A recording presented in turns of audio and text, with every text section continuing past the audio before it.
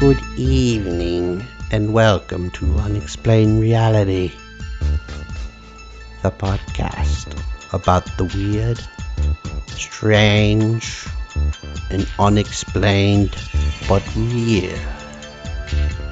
We are delighted to have you with us. Please grab your favorite beverage, sit back, and enjoy.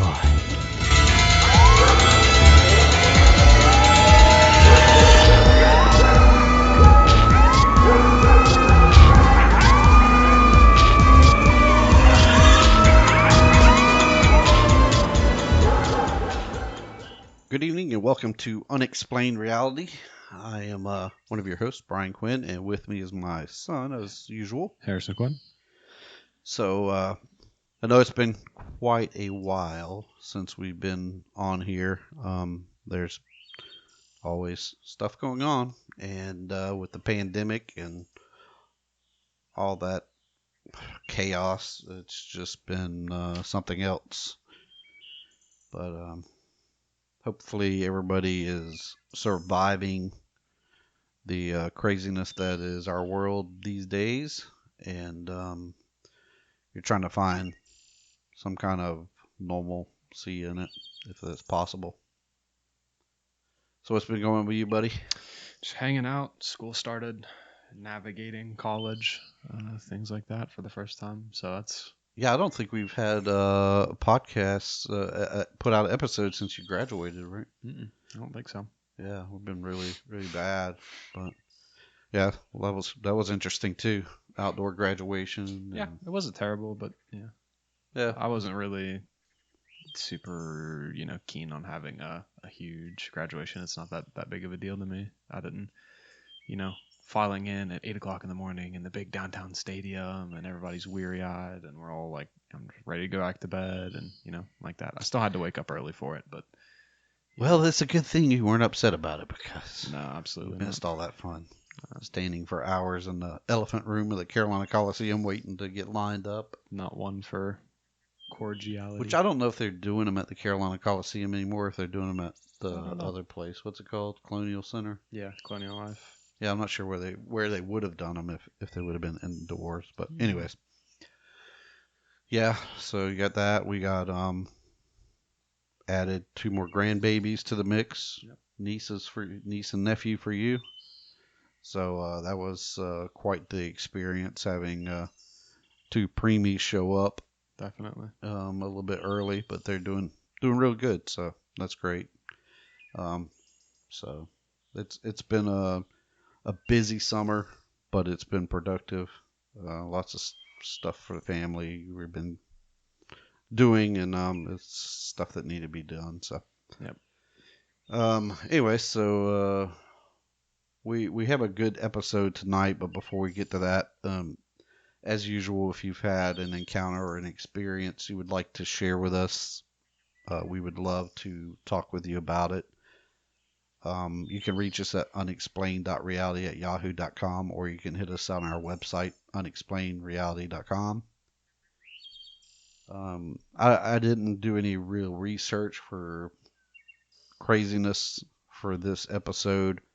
I mean, yeah, for what we normally talk about with any kind of weird, strange news, but there were a couple things I did want to mention. That today is the anniversary. I think it's the 19th anniversary of 9/11, which was crazy. That was really the day that normalcy really went away. Yeah. In a lot of ways, because I was talking to responded to somebody on our Instagram who had posted a message about this. I think it was on Instagram yesterday, and we're saying, that yesterday, 19 years ago, yesterday was the day that basically everything changed for people as far as flying. After that, nobody, the flying was not what it was. I mean, prior to 9/11, you could walk somebody right to the gate, right to the point where they walked onto the plane. You could be with your family. If you're going off on a trip or something, now you have to part ways before they go through TSA, and they have to sit there possibly for an hour or two, but to get on their plane or whatever. I remember a situation where my mom flew to Germany or whatever, and we walked her right up to where she walked onto the ramp to go up to the plane or whatever. And then we would go outside. They had, like, here at the Columbia International Airport, they had or Metropolitan Airport, what it was called now. They had a platform outside, like a viewing deck, where you could go outside. After you left the gate, you could go right outside and watch the planes pull away from the terminal and taxi out to the runway, which, that's not possible now. You can't. You have to be out by the parking lot or whatever to be able to see anything like that. And in most airports, you can't see that. So, yeah, it was a very tragic time, and I remember, specifically, I think anybody who was alive during that event knew, if they were old enough to be able to remember, they remember exactly where they were at when they found out about that terrorist attack. Um, I think, it goes right up with, like, when Kennedy got shot. I know my mom can tell, Oma can tell me exactly where she was at when the news came on that JFK had been assassinated. So it's a tragic event, and a dark mark on our history. And we have a lot of them. So, and anyways, yeah, there's a lot of stuff going on right now in the world, and I'm not going to get into it because we're not going to voice opinions here. We just like to talk about what we like to talk about on this podcast, and we're going to go with that. So, the other thing I want to talk about is the story about the jetpack guy. Was it from last week or the week before? Week before last, I think. At LAX. Man, that was crazy. That's so funny. 3,000 feet. That's just the most random thing I can think of. Like, that seems so far fetched. Yeah, Just I think I'm gonna pull up the audio here for it because it was crazy because just the interaction between the pilots talking to the tower is traffic fascinating. control. Yeah. So let me find it real quick. That just seems so, like, far fetched. Like, traffic control. This is Boeing 747. We've spotted a man with a jetpack flying in restricted airspace. Like, well, they were both A321s, which are Airbus. Flown on those many times. So this is the audio recording from between the first, I think, was American Airlines flight that first encountered it and told the tower at LAX about it. So this is the audio. Thank you. The tower, American 1997. We just passed a guy in a jetpack. American 1997, okay, thank you. Were they off to your left side or right side? Off the left side, maybe 300 yards or so, about our altitude. Okay, American 1997, contact tower 120.905, thanks today. 120.905, we'll see you, American 1997. Southwest 6046, contact tower 133.9er. 46. And Skywest 3962, and we just saw the guy pass by us jetpack. JetBlue 23, use caution. Person in the jetpack reported 300 yards south of the LA final at about 3,000 feet, 10-mile final. JetBlue 23, we're heard, and we are definitely looking. Only in LA. only in LA. I think that's incredible. I mean, it's crazy, but it's incredible. And the ending statement there is like, yeah, sums it all up. Who? That's what I want to know. Who is flying around? He's got to be such an interesting person. Right. Or them, they just... I mean, because I don't think, the ones that are out there, I mean, you can only fly them for like 20 minutes at a time. And you've got to be very, very careful about where you fly them, too, Right, so you and don't they find only restricted get airspace. like 3, 4, 500 feet is like max is what Yeah. they're supposed to be flying at. Yeah, because then it's commercial airspace. Oh yeah, I mean the and FBI and the international airspace. FAA are involved. They're trying to find out who did it. You know. That's so funny. Elon Musk is out here just doing Iron Man experiments, not telling anybody. Well, it's funny because there is a in LA there is a jetpack company, and obviously they were the first ones they went to, and the guy that owned it, it happened like on a Sunday night, I think it was, and I think it was on the 30th or something like that, whatever, the last Sunday in August, I think is when it happened, and like he was like the first one they apparently talked to, and he was like, yeah, it wasn't me, I wasn't out that day. It was like not during the week, so I wasn't doing anything or something. So, but I think a company like that, you wouldn't try something crazy like that anyway. It's just a bad idea, especially if you're CEO. It's just he But knows. what gets me? I mean, you think these airplanes? I did it. I actually have some information here. Let me pull it up real quick. I should have had this prepared, but this was about the about this whole spiel with the jetpack, and what they have about the where's it at? If I can get it to open. So that is not it. This is it. So both of the planes, like I said, it was the first one to see it was American Airlines flight 1997, and it was an A321, and it was flying from Philadelphia to LAX, and the other one was also A321. It was a JetBlue flight 23, which was flying from JFK to LAX. So if you go out there, you can actually look at the flight log and tell what they were flying when at that time, at that altitude, what they were doing. And the Airbus is an A321. It has a twin. The Airbus A321 has twin jets.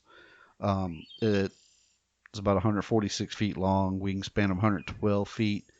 It has a top speed of 544 miles per hour and a cruising speed of 518 miles per hour, and a range around 4,000 miles. But as they were coming in at 3,000 feet, that plane is traveling about 220 miles per hour. I mean, that's nuts for him to be. How far did he say? 300 yards from him? About 300 yards. 300 yards, 900 3,000 feet. Almost 1,000 feet. Yeah. Man, That's still too close. crazy. Still too close. Yeah. For All me. you need is if you get in close to that, you get sucked into an engine or the something. bad air or something just from Yeah. around it, even if not in the turbine, the Just displacement of the air that thing would create would throw you off of whatever stability crash. you have. And who knows? Who knows what happened to the person? That's true. I mean, maybe they haven't found the guy because he's hanging in a tree somewhere or something dead. Took a dive in the big drink. Right. Or he's, yeah. I don't know exactly in relation to LAX. I know it's about 10 miles out from the airport, but I'm not sure. I didn't check on what direction and stuff. But man, that's insane. Some people just are nuts. Why would you do that? Why would you take that chance? Who has the access to a jetpack in the set of nads to fly it? There's a lot of people with a lot of money out there. So Airbuses. That's just so funny to me. Yeah. That seems like something you'd never hear about. That's what I'm gonna do. I mean, you have to think that you're sitting around on a Sunday evening, hanging out with your buddies or something, probably drinking, and I got an idea. This is like the high end redneck here. Yeah. I could see something like that happening around here with a potato gun or something, but not with a jetpack or with a 4-wheeler Yeah. or some kind of 4-wheel drive, but not. Yeah, LA, they just had to step it up a notch. Yeah. South Carolina, the boys jump their trucks over dirt mountains. In LA, they fly their jetpacks over Right. LA National. Well, I think one of craziest things I saw was these guys had and it was one of these situations where it was like these very rural country people had won had some money because they had not necessarily won the lottery or anything, but I think they had a successful business or something, and they had like this heavy machinery. So they took one of those big excavators, with the big arm and stuff, and they'd hooked a rope or a chain to it, and one of them would sit inside of it, and they dug out like this big mud hole. Basically, it was like a pond. They built this pond, and the thing would sit in the middle of it like on an island, and you would hang on that rope. It had like a seat on it, and he would just swing you around with the excavator, just spinning it around.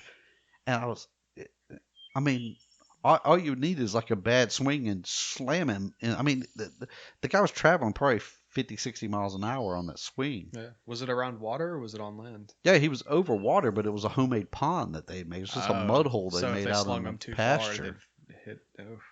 Well, I wouldn't even, if you'd idea. hit the water, it would hurt. But I mean, imagine if something happened and he stopped it all of a sudden abruptly, and you slam back into the excavator. Yeah, that'd be horrible. I mean, that is not giving at all. You're going to bite it, and it's going to hurt really bad. Something's probably not going to be in the place where it should be. Probably after kill that. you, honestly. Hitting a steel machine at 60 miles an hour would probably You'd be dead. Definitely kill you. Yeah. I don't know. I can't even put into words how why. People just don't have. There's so many cool places. Like there's places you can't get to on foot, or like why? What's the purpose? You could fly over the bay or something.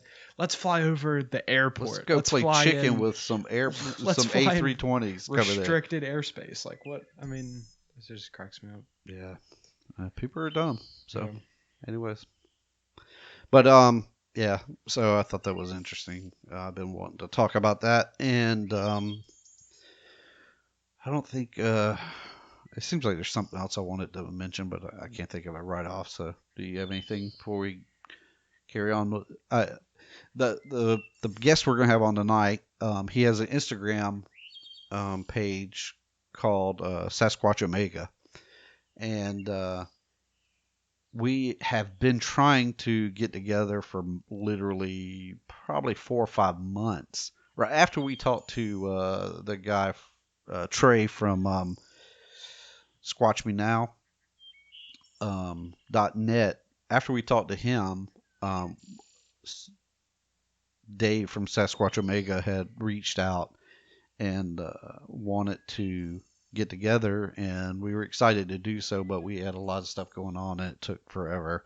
We had scheduled it multiple times and had to back out for this reason or that reason, and so anyways, we finally got together the other night, and then Harrison had plans with his girlfriend, so I just talked to him by myself instead of trying to reschedule it with him again.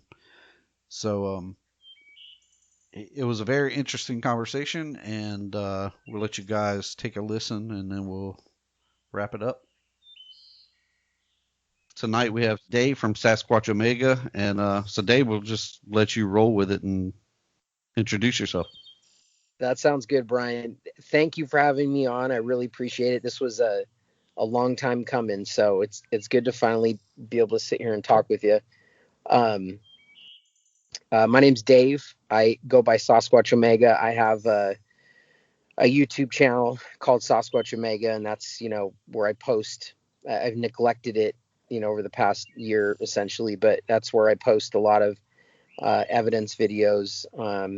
Videos from investigations and things like that. Also, I recently started an Instagram page of the same name. It's Sasquatch Omega. So it's because the way Instagram makes you do your name, so it's Sasquatch_Omega, and I maybe have 30 or so posts on that page. But that's a very compelling page. If someone's interested in the subject and they want to see, they like to see evidence and stuff. You don't see these kinds of photos and captures necessarily on YouTube. They're few and far between, but on Instagram, I really got a fantastic collection of, for the most part, relatively clear Sasquatch. And I can tell you right now, of course, I cannot be 100% sure on all of them, but I'm about 99% sure that, that all of them, if not very close to all of them, they're the real deal. They are Sasquatch. So anybody out there that's interested in this, go take a look at that page, and you'll see some cool stuff. So anyway, so that's kind of where you can find some of my info. That's a lot of the investigation, all of the stuff that I've collected. That's kind of where I put it out at. Yeah, and for starters, that's that. I don't know. I've been doing this a little while now. It's actually kind of surprising. It's been just about 4 years, a little over 4 years, and that went by really quick. But I think once you get bit by the Sasquatch bug, maybe time does fly, I guess. But it's been a crazy 4 years. Yeah, definitely. I think when you get into the subject, you or pretty much anything explained, it kind of, if you're that type person that gets into that, I think it sucks you in, and before you know it, you've got Right. a number of years under your belt. I mean, even with us just doing this podcast, I mean, we only put out 40 something episodes, 41, I think, but we've been doing it since 2017. I didn't realize it'd been almost 3 years already. Right. Well, this subject, it sucks you up if you're interested in it, and this is one of those weird subjects where there's a lot of people that are very much into it. They've had encounters and they're completely immersed, but there's also tons of people, it seems, who are total skeptics, but they seem to be spending the same amount of time and investing the same amount of time and effort into the subject, even though they're not. You know what I mean? They're not on the same team. Yeah. That's kind of weird. It's one of the few subjects I've ever come across where it's like that. But either way, it sucks you in. It's a very compelling, very interesting thing. It's, like we were just talking about a few minutes ago, one of the most compelling discoveries of our lifetime. Easy. Oh yeah. So, yeah. I mean, you think the implications of it, if this is, proven to be, what all these stories and these people have claimed to have seen and encountered and had happen to them, if this becomes, finally proven that yes, it is true, there's no denying it now. Here's a body, here's whatever proof that's going to do that. I mean, yeah, the ripple effect is going to be shocking. Absolutely. I use the word profound quite a bit, and I think that's for me, that's a very accurate way to describe it. It is profound, to say the least. What does it mean? I mean, as profound as that discovery is, which as far as I'm concerned, and anybody else that's investing amount of time with this, I always say anybody with, at least a little bit of, if not like average level critical thinking skills, that spends a couple months looking into this subject. I mean, honestly, non-biasedly looking into the subject, looking at the evidence that's presented, trying to understand everything, because it is kind of like a spread out puzzle, so to speak. Basically come to the same conclusion, or I should say realization, that these things exist.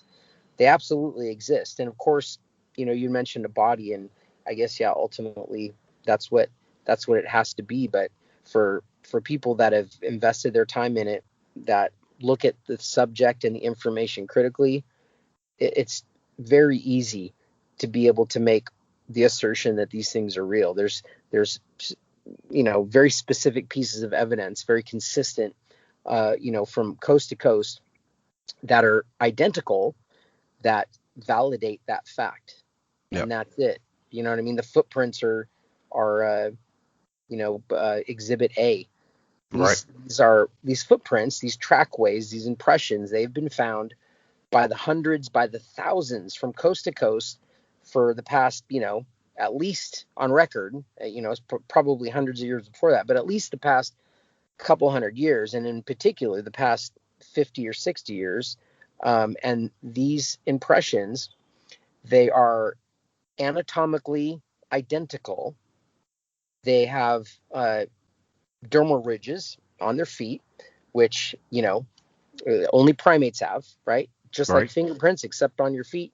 Yep. And they're found in every instance. And you find sizes that would be related to, an infant, a small one, which means they're reproducing, all the way up to, over 20 inches long, which, we're kind of estimating based on the data that's come in, that's going to be a full grown individual, give or take. But this is not fakeable. This is not, it's not even possible. So I mean, just that piece of the puzzle all by itself is, I mean, you think about it, if it was presented in any other on any other subject, in any other form, it would be uh, admissible in a court of law, right? Right. Yeah. Absolutely. Remember the O.J. Simpson trial? Yep. Those Bruno Mali shoes. They're blood impression Bruno Mali shoes. Okay, this is a very unique shoe. They're custom made. They're expensive. They're the same size as O.J. You know what I mean? Yep. Come on. So it's really hard to argue. That's why I'm saying it. Anybody with basic critical thinking skills, you look at this information and you discern it just logically, non-biased, whether it's for or against it. You can't come to any other conclusion. So Yeah. I totally agree. I mean, I think, the only way you're gonna, when I said, a body, that is the only way you're gonna get everybody to shut up about it when you lay this out and say this is here, because I think the ones that believe, they believe for what's out there already, and not necessarily, I'm not talking about people that have witnessed these things or encountered them, because I never have, but I full-heartedly believe that there's something to this. Sure, absolutely, yeah, it's undeniable, and I really like over the past, say, year or two in particular, how it seems like so many more people are coming out of the woodwork, um, to disclose the fact that they've had sightings of these things, or had, in a lot of cases, very traumatic encounters. Because when you have a sighting or have some sort of an encounter with these things, especially out in their territory, in the woods, it's absolutely, it's earth shattering. It's Yeah. unbelievably frightening. I've never experienced anything worse than that. And it's like an out of body experience. It's just incredible. So a lot more people are coming out of the woodwork. And I think as that has started to happen, credible people, trained observers, people with statuses, people that are, looked up to in our society that typically wouldn't want their name associated with it whatsoever, because they got a career to protect. Right. Right. So as more and more of these, I'll just say elite witnesses are coming out, it's emboldening the others who haven't spoke up to come out and speak about it, which is really great. It's really great, because that's really hard to argue against, so, trained witnesses, people that, of status, with things to lose, nothing to gain by talking about this stuff. That's when it gets really interesting. And I just like to see over the past year or two, so many more people seem to be coming out, and I love it. Yeah, I feel like, over the past several years, this has really ramped up. Mm-hmm. And I mean, as much as I hate to say it, I believe that when Finding Bigfoot came out, as crazy as that show was, I think it opened up the door to a lot of people to realize that, it's okay to come forward, and there's people telling their stories on these shows, and so yeah, I think it's like a snowball. It's just going to grow, and I mean, you think about all the people that are coming forward and talking. There's so many more that haven't yet. So. Oh yeah, absolutely. Here's one thing I'll tell you, from a witness's perspective. Once you have an encounter with these things, it is you almost, okay, it's very, very painful and very, very uncomfortable to not talk about it. I'm telling you, it's incredibly difficult. And gosh, I don't even know how to explain it. It's a secret that is very, very hard to keep, even Right. if you're highly motivated to. And once you realize, or, in my case, I instantly, started seeking out anybody and everybody I could that would listen to me, so I can tell the story over and over again and try to present what happened, to these people, so they could, I guess it's for support. In every case for me, it's therapy. Right. Within two or 3 months of my first encounter, I was looking around online to find. I wanted to find information about this. I wanted to find other people involved in it that had experiences like I have, and I started reaching out to all the people I could find online and on YouTube, and I came across, what's the podcast, Sasquatch Chronicles, Yeah. which I had heard about the show. I'd probably listened to a few clips of a few different shows at that point, just because a friend of mine was listening to it. Right. And I reached out to him, and I was thinking, you know what, this guy is somebody I can talk to, because he's talked to hundreds of people. He clearly understands that these things are real. And this is, if I got to get this off my chest and I got to talk about it, and this is the guy. So I reached out to him, and with the intention of just having a conversation, and he persuaded me to do the show, which I did. And I was very nervous about doing it. I wasn't really interested, but after I did it, I thought it was really cool. So I was glad, but it was pure therapy. Yeah. And Eh, the before and after was huge, just being able to get it off my chest. Oh, I bet. And I've heard that time and time again with a majority of the people that come on the show. And honestly, I didn't even realize you had been on there. I will have to go back and find that episode. Oh, really? Because I think he is doing a huge service to people who have had these encounters. Yep. Like you said, how many people have I heard on that show that just broke down trying to tell him, what they encountered, and he's just he handles it all very well. So right, it's great that he has that platform for people, and or, as time's gone on over the past, I don't know how long the show's been on, but in, like, I did it probably 3.5 years ago or something like that. There has been so many more people coming out. I think he's on like show 700. He's in the 700s or something like that. So upper 600s or something. Yeah, he's real close to 700. Yeah, very popular show, and that's a great thing. That all that does is encourage other people who haven't come out about it yet. Again, you know what I mean, to feel comfortable that there's a place for them to get it off their chest, and and he doesn't play the game like the whole community likes to get into. He's just straightforward. This is it, and he's not getting into the political part of it, so to speak. Right. Yeah, he listens to everybody. And if you listen to the show and you've listened to a lot of the episodes, you see that not all encounters are the same. There's a lot of things that seem to be kind of consistent, and some things that are a little bit off the wall from time to time, and that's fine. You know what I mean? One thing I learned from having my encounter, and then talking to people about my encounter, like, people that are close to me, like family members, people that know me, you know what I mean? They know I'm not crazy. They know I don't lie. They know I'm not on medication or drugs. They know they know they know what I will and won't do. They know me. Right. And so it was absolutely shocking for me to talk to these people, family members, my mother, my father, brothers and sisters, and friends that I've had for, 10 years, 5 years, 20 years.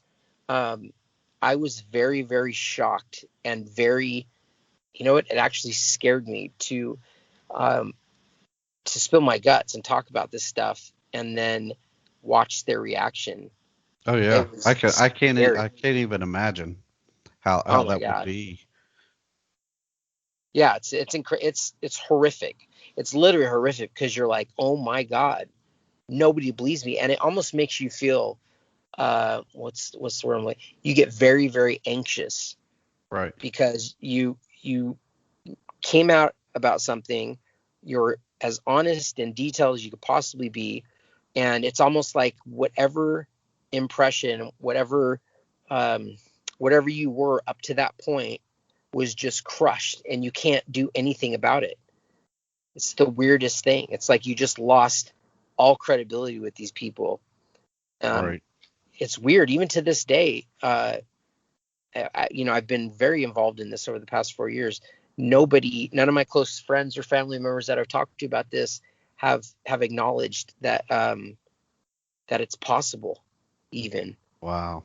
it's very weird because I'm like, listen, either I want them to tell me, it's like, listen, either you think there's only a few possibilities here from your perspective. Either I'm telling the truth, you know what you knew of me before and everything, you heard what I said. Either I'm telling the truth 100% and Sasquatch are real and this is how blah blah blah, or I am an undiagnosed severe schizophrenic, in which case, you should be helping me seek out medical attention, or I am, for some reason, just decided to come up with this extravagant lie out of absolutely nowhere. So, I mean, there's really no other option, and I can't get them to say either one of those things, which just it makes me even crazier. It's like, what do you think is going on here when I'm telling you this? What's going on through your head? And I can't get an answer that satisfies me. So Right. I I mean, think it's got to that's, be yeah. incredibly frustrating. Oh my gosh. I mean, Can't put it in words. I can't imagine. Well, I think in hindsight, I think that's kind of how this Bigfoot, or I don't like the word Bigfoot, but Sasquatch community came together, because there's nobody else. Because if these people are going and talking to their family members and friends, if they're, relatively normal, they're probably getting similar reactions, from them that I've experienced. Of course, there's going to be one-offs from there on the top and bottom of the scale, but so they're stepping back from that, but they still have these experiences to deal with. They still need the therapy of talking to somebody about it that believes them, getting it off their chest, discussing it, coming up with theories of who, where, why, what, when, how. And that's how the Sasquatch community came to be, because these people can't talk to people that haven't had the experience. So they're looking outside of their immediate support system, for some support. And then, here we go. This Sasquatch community is created. And then, so there's the core right there of people that are just trying to deal with it. And then, of course, it's inundated with some very strange people, a lot of skeptics. And I have to assume, based on some of the things that I've experienced, some people that are possibly encouraged to be there spreading certain information, it seems. Yeah. But I would imagine it's infiltrated with disinformation kind of agents like the UFO community was. I think so. Yeah. And I guess the part on top of that, the part that kind of drives me nuts is the people that believe they know all there is to know. Right. West on Sasquatch Chronicles always brings this up. There's no such thing as an expert. I mean, Right. and there's not, but there's plenty that claim to be. So even, yeah, and that's absolutely right. And there's plenty that claim to be without even claiming that they're an expert, but the way they're talking about the subject and responding yeah, to others about the subject, it implies that they're an expert. Like one of the guys from Finding Bigfoot, I enjoy this guy because I think it's important with this subject for the purposes of credibility to have people that are able to articulate, the information and present it a certain way to the public, right? right. And this guy does that. But I've realized as I've listened to him that he's very, very closed-minded, absolutely closed-minded, and he talks about a lot about these things like like it's a foregone conclusion on things that Yeah. from my experience, it's nowhere near a foregone conclusion. I'm speaking of Cliff Barackman, right? Right. He's the one that I mean, he's very articulate and communicative, but he also comes off as kind of pompous within this subject. Like he has all the answers, and it's ridiculous. You know what I mean?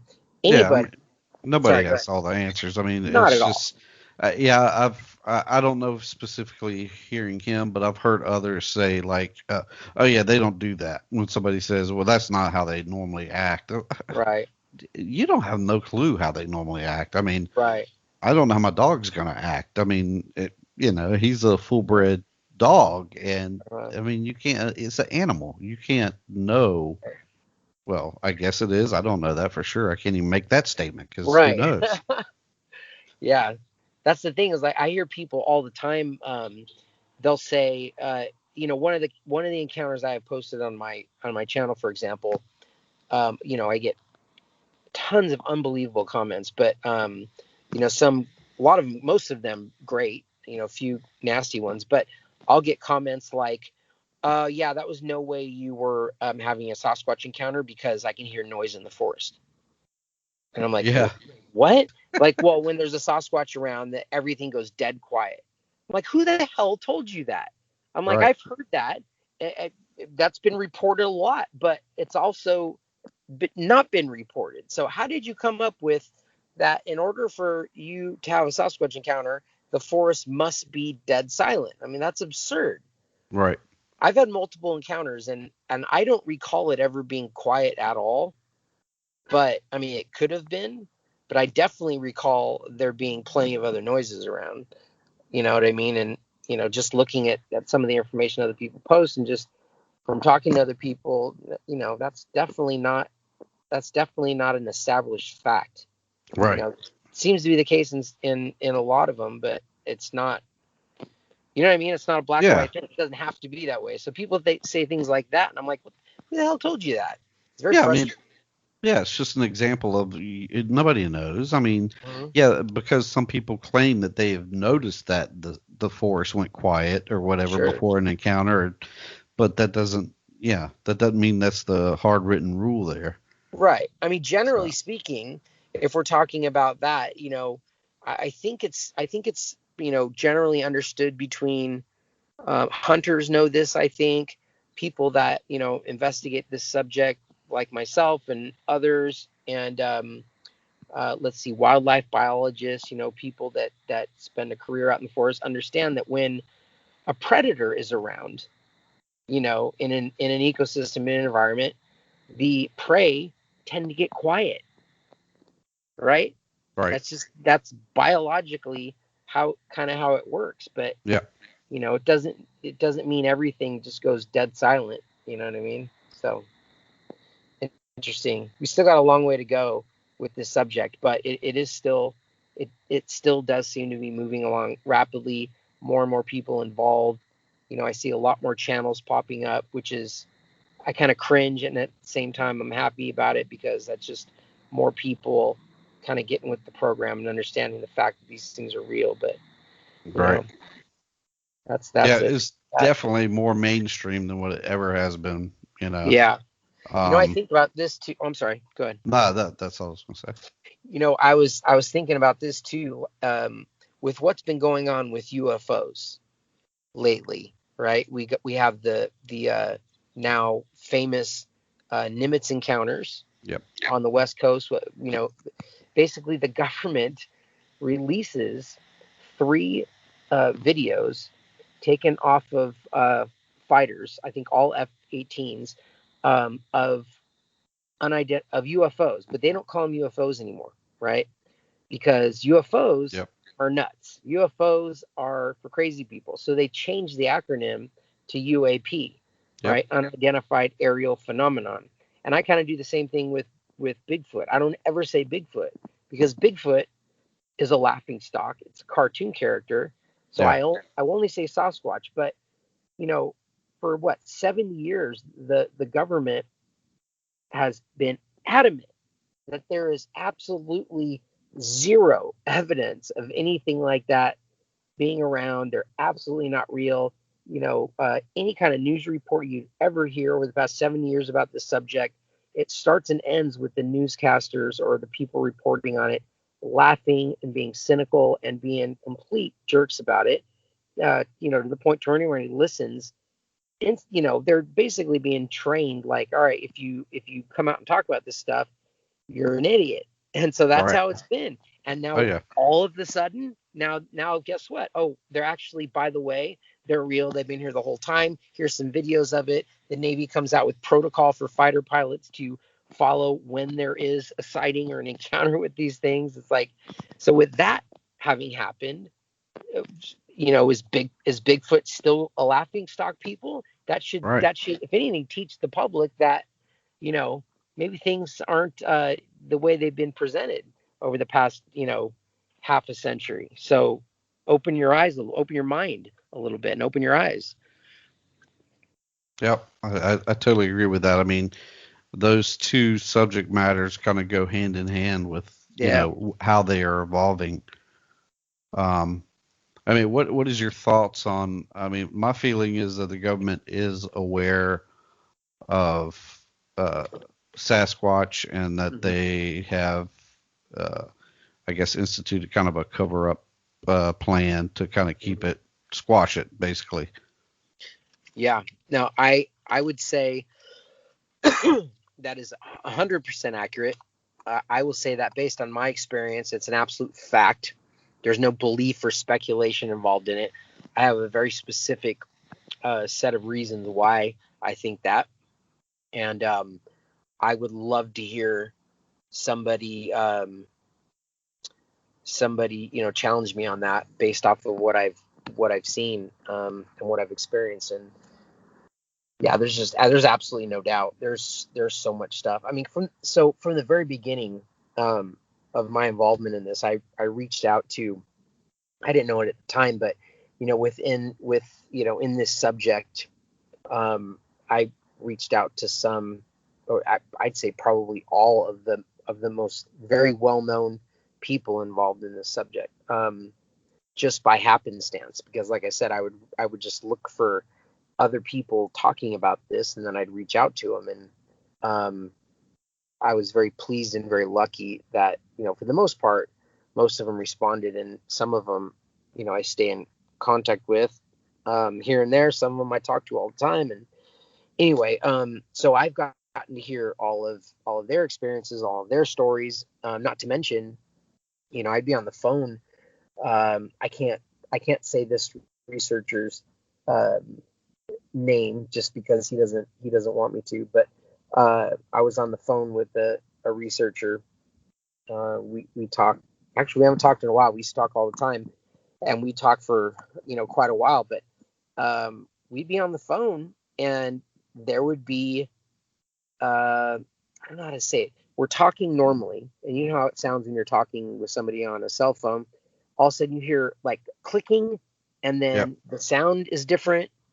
And the first impression from my end, and having never experienced, what a wiretap or what you hear when somebody listens in on your call, but that's the first impression I got. And I remember saying something to him, and he was just like, he started apologizing. Yes, that's exactly what that is. And I didn't take him totally seriously right away. I'm like, okay, well, maybe he's jumping the gun. Well, we ended that phone call.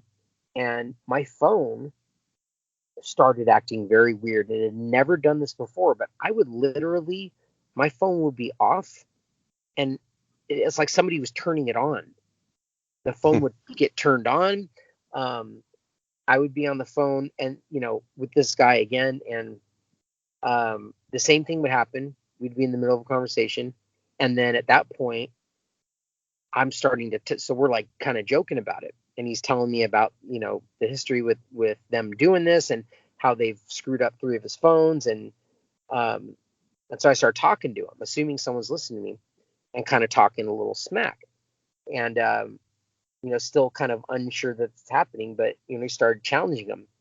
You're this and that, just kind of call them names, say, hey, you think you got all control, you don't want us to talk, why don't you hang up the phone, disconnect the line? And they would disconnect the line. I'm talking 3, 4, 5 times in a row, literally. Wow. Yeah, it was incredible. And that was the first time that happened. And then it happened, there's another, I'll say her name, Claudia Ackley. She is, I'm sure your listeners know who she is if they're, interested in the subject, but she's a woman that had an encounter, a pretty traumatic encounter. Her and her 2 daughters were out taking a hike behind their house, and it's up near Big Bear in California, but not all the way up on the mountain. It's in a city called Crestline, which is a little ways down the mountain from Big Bear. Anyway, they're coming around the corner, and I guess one of the daughters, on the trail to their left, she sees what she thinks is 2 hairy, upright something or other just running really fast through the trees. And she tries to get mom's attention. Well, the other daughter is up ahead of them a little bit. The 12-year-old, I believe she's 12.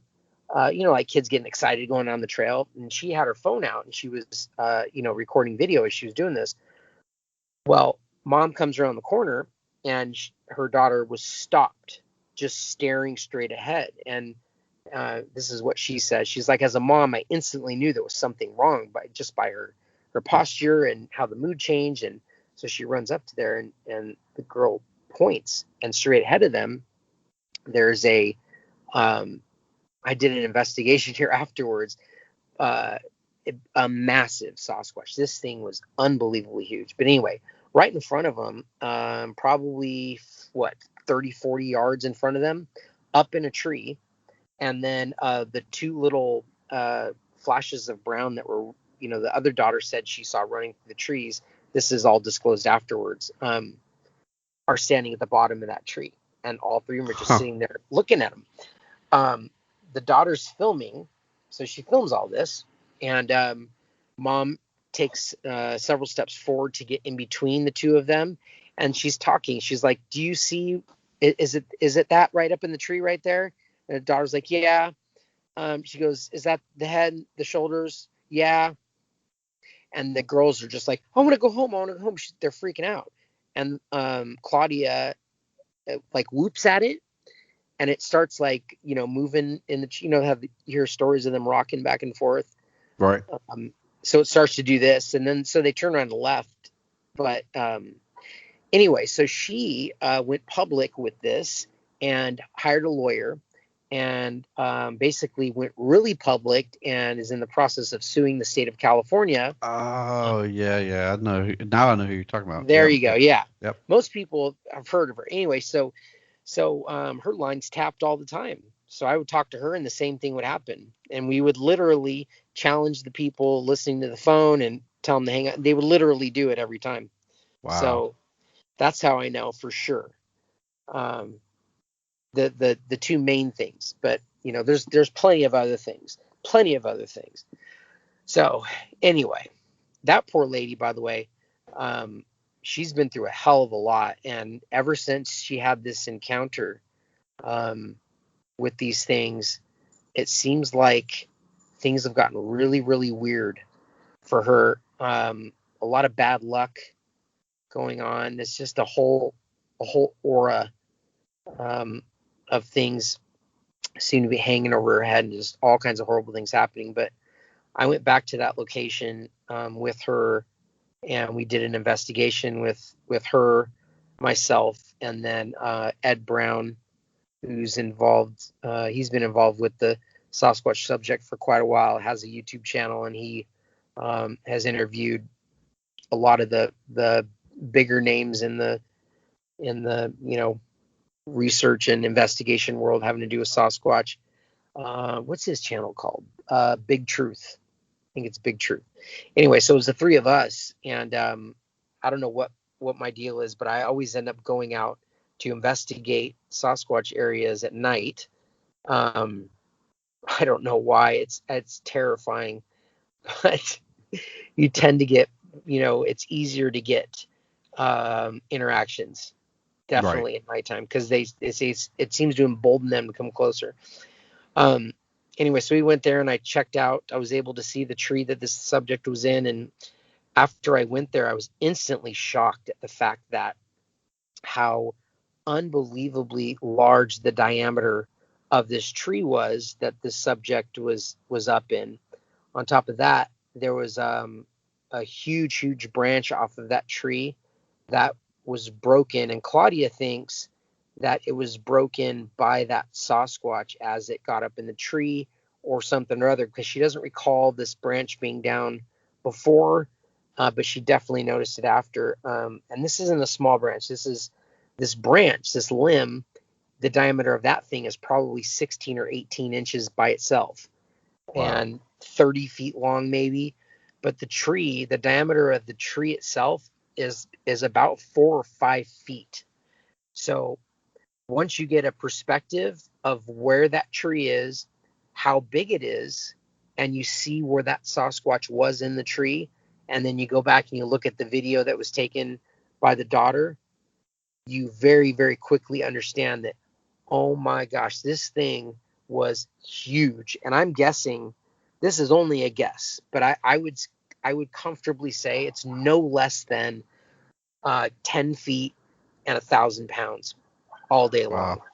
Yeah, Wow. It was a big boy. But the video itself, it's not very, nobody seems to be able to have been able to clear it up or get much, any detail of the face of the subject. But coincidentally, and this isn't my forte or anything, I just was I happened to be able to do it, but I was able to take a bunch of still shots of the subject in the tree and do some adjustments in the shots, and I was able to get detail out of the face. So you can now see its eyes, its nose, its mouth. You can see Claudia had described, when I was asking her, what was it doing when you're sitting there looking at it? She said it was kind of just sitting there looking at them before it started rocking back and forth.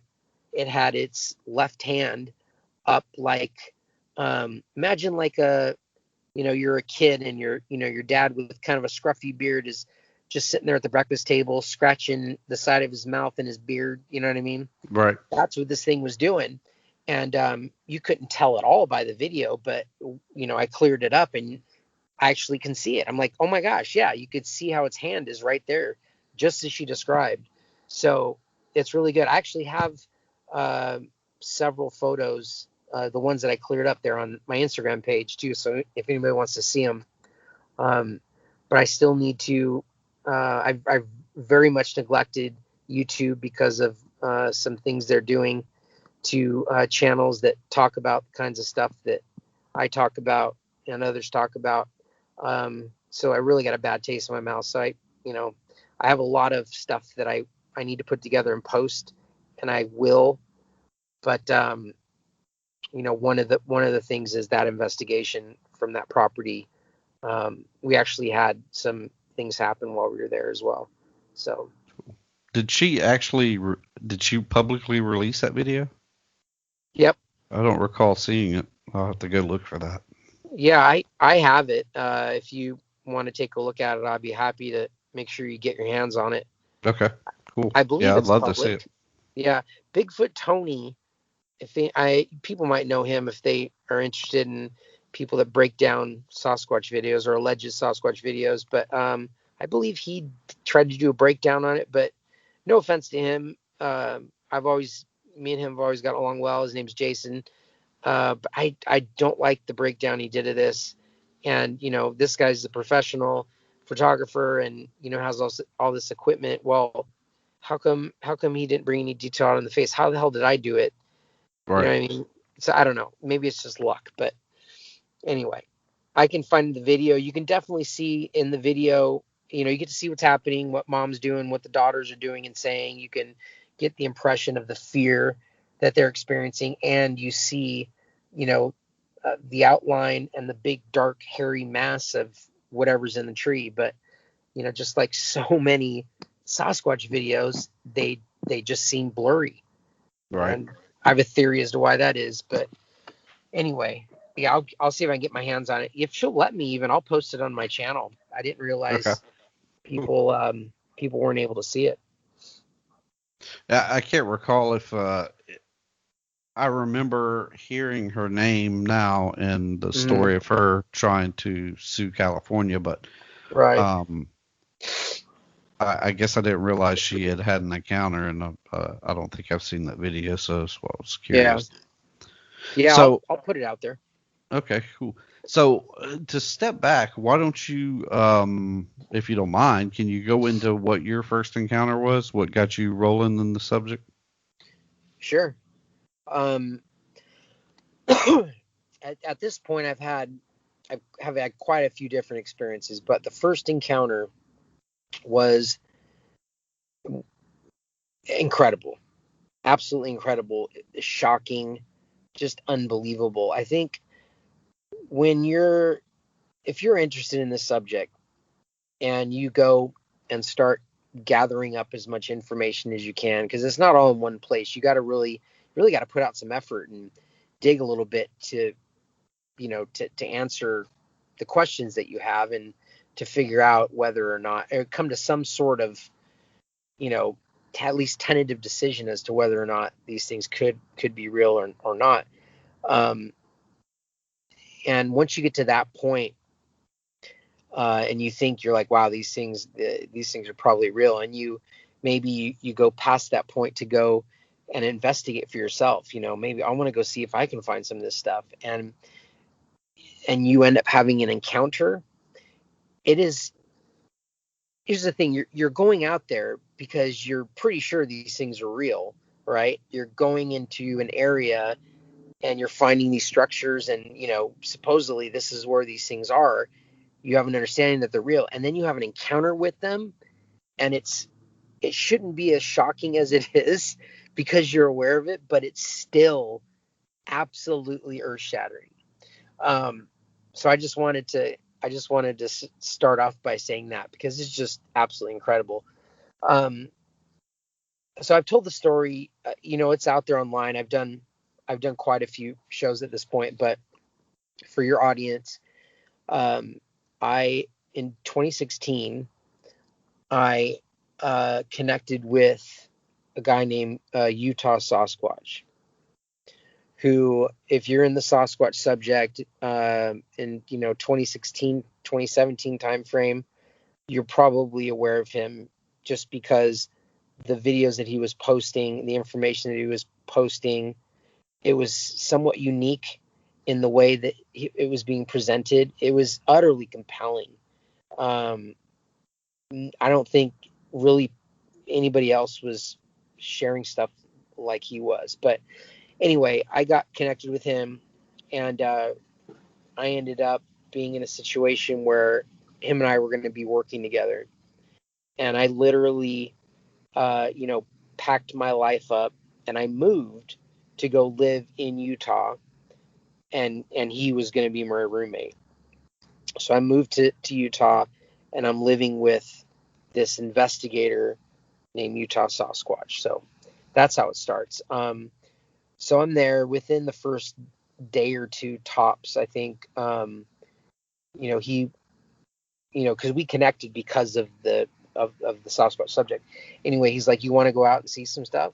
I mean, it's pretty much straight away, and I'm like, "Absolutely." Um, so the very first time we went out, we didn't even get in a car and drive anywhere. We literally walked. We walked down his street, cut through some backyards. And this is in Utah, and not a lot of people have fences between their yards. So anyway, so we're walking through a couple yards, and we come up to, some bushes behind someone's house, like the end of a thicket. We start walking through this thicket. Imagine, like, when you're a little kid playing army out in the bushes. It was kind of like that, but right away we're finding, the evidence that we associate with Sasquatch: stick breaks, leans, just all kinds of heavily manipulated tree structures and bush, and it was just amazing. But and that's when I really understood, first off, that you don't have to go deep in the forest to find these things. Depending on the area you're in, that they could be right in your backyard, and in a lot of cases they are.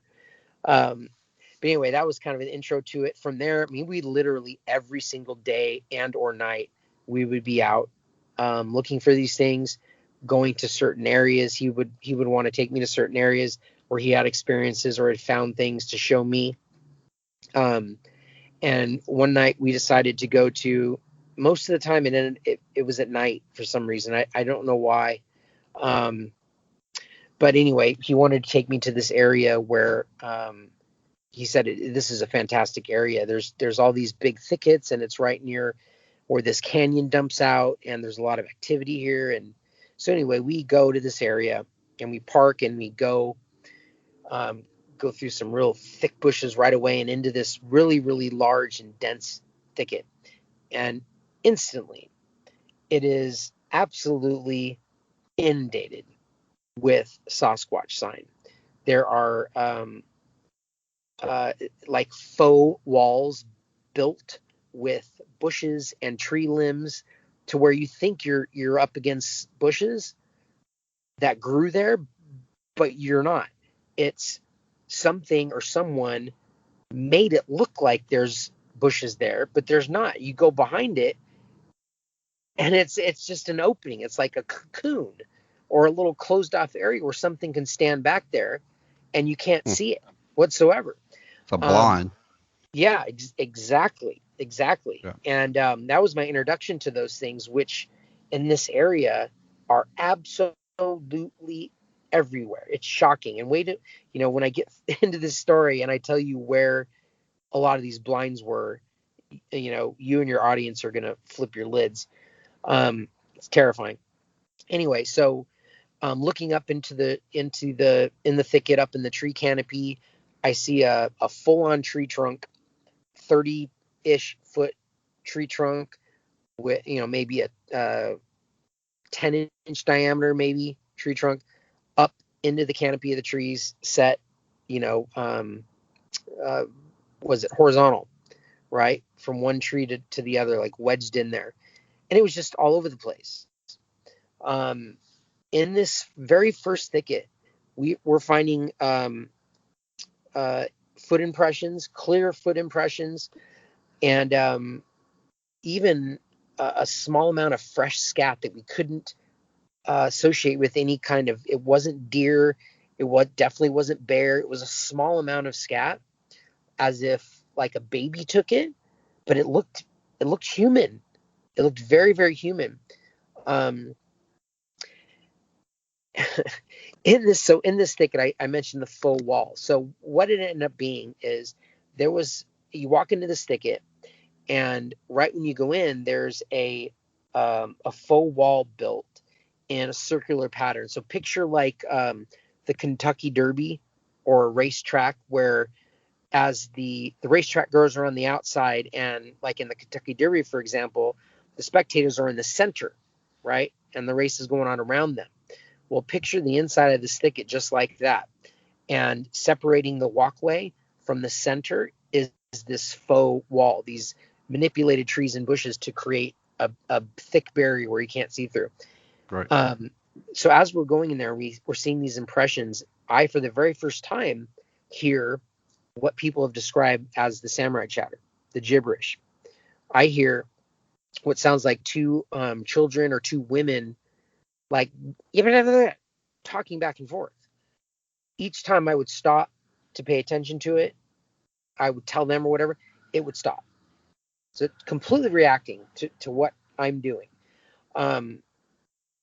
And at that point, as I'm looking at this evidence, I'm looking at this stuff that I know is Sasquatch, and then I hear this stuff that's not even 10 yards away from me.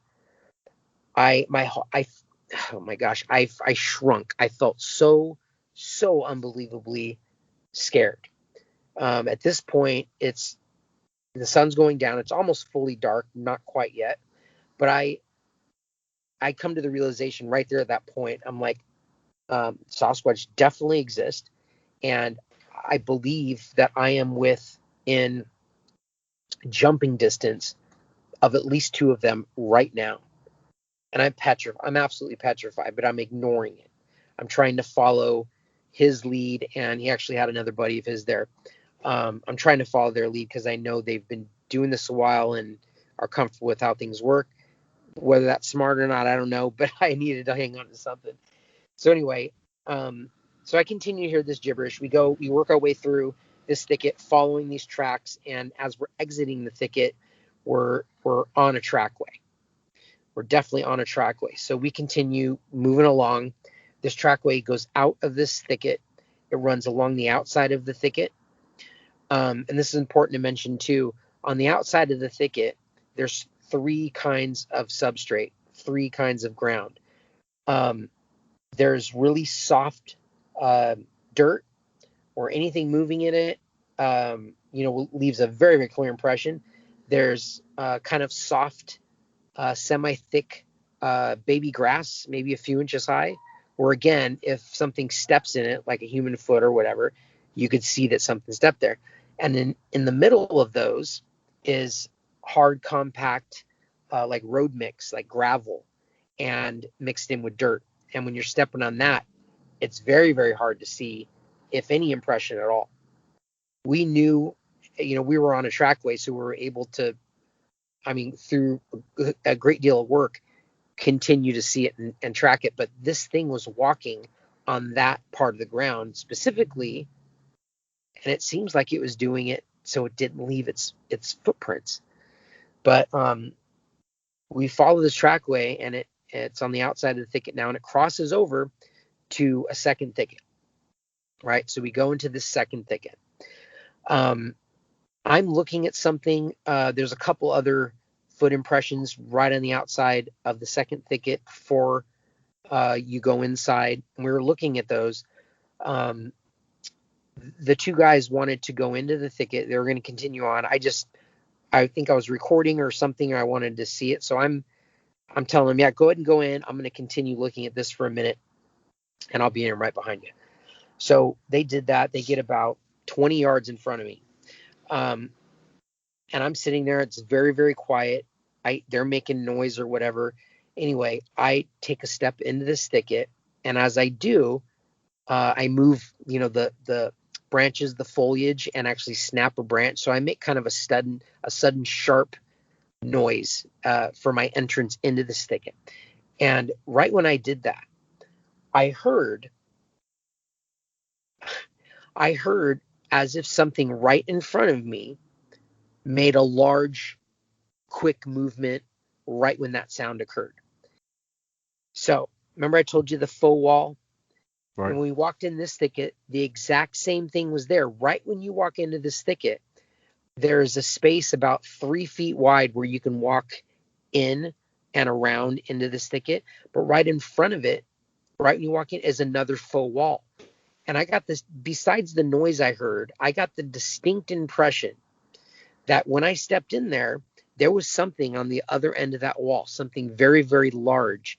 When the 2 guys had walked in there, it was watching them. It had turned, paying very close attention to them. They were making noise. I was making no noise at all. As a matter of fact, from that location, I don't know if you could see out of the thicket.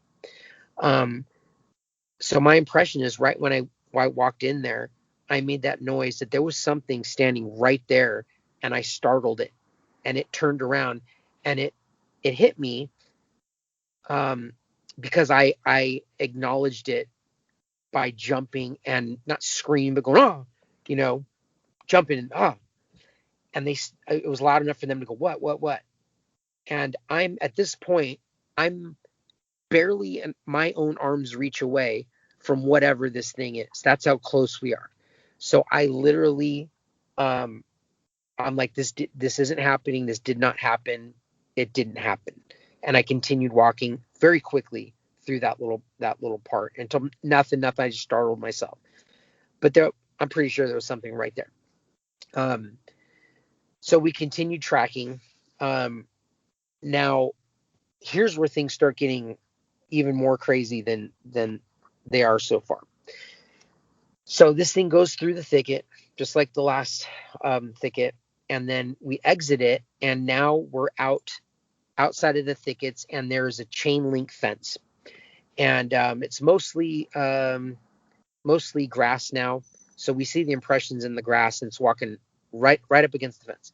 So as we're following these tracks, as a chain link fence, sometimes bushes or whatever will grow from one side of the chain link fence through the chain link fence and out the other side. Right. Well, that was the case with this chain link fence. And it was a giant bush, I'd say a couple feet, a foot or so, maybe taller than the chain link fence, which was a standard size chain link fence, growing a few feet inside of the thicket fence, through the fence, and a few feet out of it. And so we're following these impressions, and we get to up to the bush, and we have to go walk around it. And as we come walking around the bush, we're both absolutely startled that an entire section of fence right on the other side of this bush has been knocked down. It's been knocked down by a giant tree trunk, just a snapped off tree trunk at the bottom, maybe 12 feet high, all the branches broken off of it. And there's this, it's probably 400 or 500 pounds laying over the fence, on top of the fence, right there. Now, where this fence is, I told you we walked around the bush. Well, right past where this fence is knocked down, there is another bush doing the same thing, growing from a few feet in through the fence to a few feet out, in a way that unless you were right on top of it, it totally obscured the fact that this section of fence was knocked down. So I felt that was absolutely amazing to me. That was intelligence. Something chose to do it there because it wouldn't be seen, and Right. therefore it can continue doing its path. Unbelievable. So obviously we know which way it went. At this point, it's dark now, right? So we go and we cross over this fence. We're just kind of in awe, and we see now that we are in a very thick blackberry and briar mix of bushes, about 5 feet high, fairly thick, but it had been walked through as a big path. Although a lot of the stickers, it's I think August at this time, so the stuff is still growing over. It's still very much an obstacle. Right. Instantly when we get in this, we're getting snagged and tore up and stuck, and it was instantly apparent, on top of everything else, that no human would be doing this. This is horrible. We cannot get through it without getting torn up. Like, my shirt was torn. I was bleeding in multiple spots from it, and so was he. The second guy that was with us, he actually had shorts on. So he's like, I'm not going to go there. I'm going to actually go around, and he was going to kind of wander off and do his own thing for a minute, which we didn't think anything of at that point. So we're working our way through this little patch, getting completely ripped up, and anyway, it begins to end, right? And now we're up on a thicket, and this thicket's a really big pine thicket, real dark. Well, as this trackway comes out of the briars and stickers we just came in, there's that ground cover again that I mentioned, the soft dirt, the grass, or the gravel. Well, this thing is walking. We're still getting the trackways, the trackway in the gravel generally, but it kind of veers off all of a sudden. And to the left of us is this thicket, this big pine thicket, and then a bunch of that real thick, soft grass. And I see a huge impression, as if something took a big step off of that gravel, made a hard left, and took a step and made a foot impression. As I pointed it out to him, he was like, no, he thought it was a rabbit or something like that. But I'm like, no, look at this. It's like a foot. I have my flashlight out, right? It's actually not even my flashlight. It's the flashlight off of my iPhone. So I'm looking at this track and I'm saying, well, if this was from our subject and he made a step here, then there's got to be another one right here. And I'm lifting my light up, and in that exact moment, my light lights up a humongous, perfectly, beautifully constructed, rounded wigwam in the shape of like an igloo, but a wood igloo. unbelievable. And everything starts going in slow motion because, even though this other stuff is happening, it was a little while back, and we're kind of focused on this tracks. And what just happened was so unbelievably unexpected. This thicket, the terrain dropped down a solid 15 feet where this thing stepped and where this wigwam was. So it came up out of this, this little, deep ravine or whatever, the dome of it, just enough, just over the top. But we lit it up, and both of us just gasped on video. This is posted on my channel. We're both like, oh my God, oh my God. It was shocking, absolutely shocking, because this thing looked fresh. It was beautiful. It had a doorway. It even had like a second little section on it that was like a rectangle.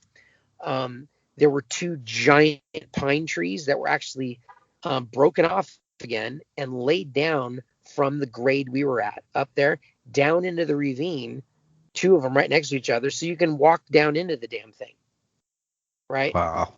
It was unbelievable.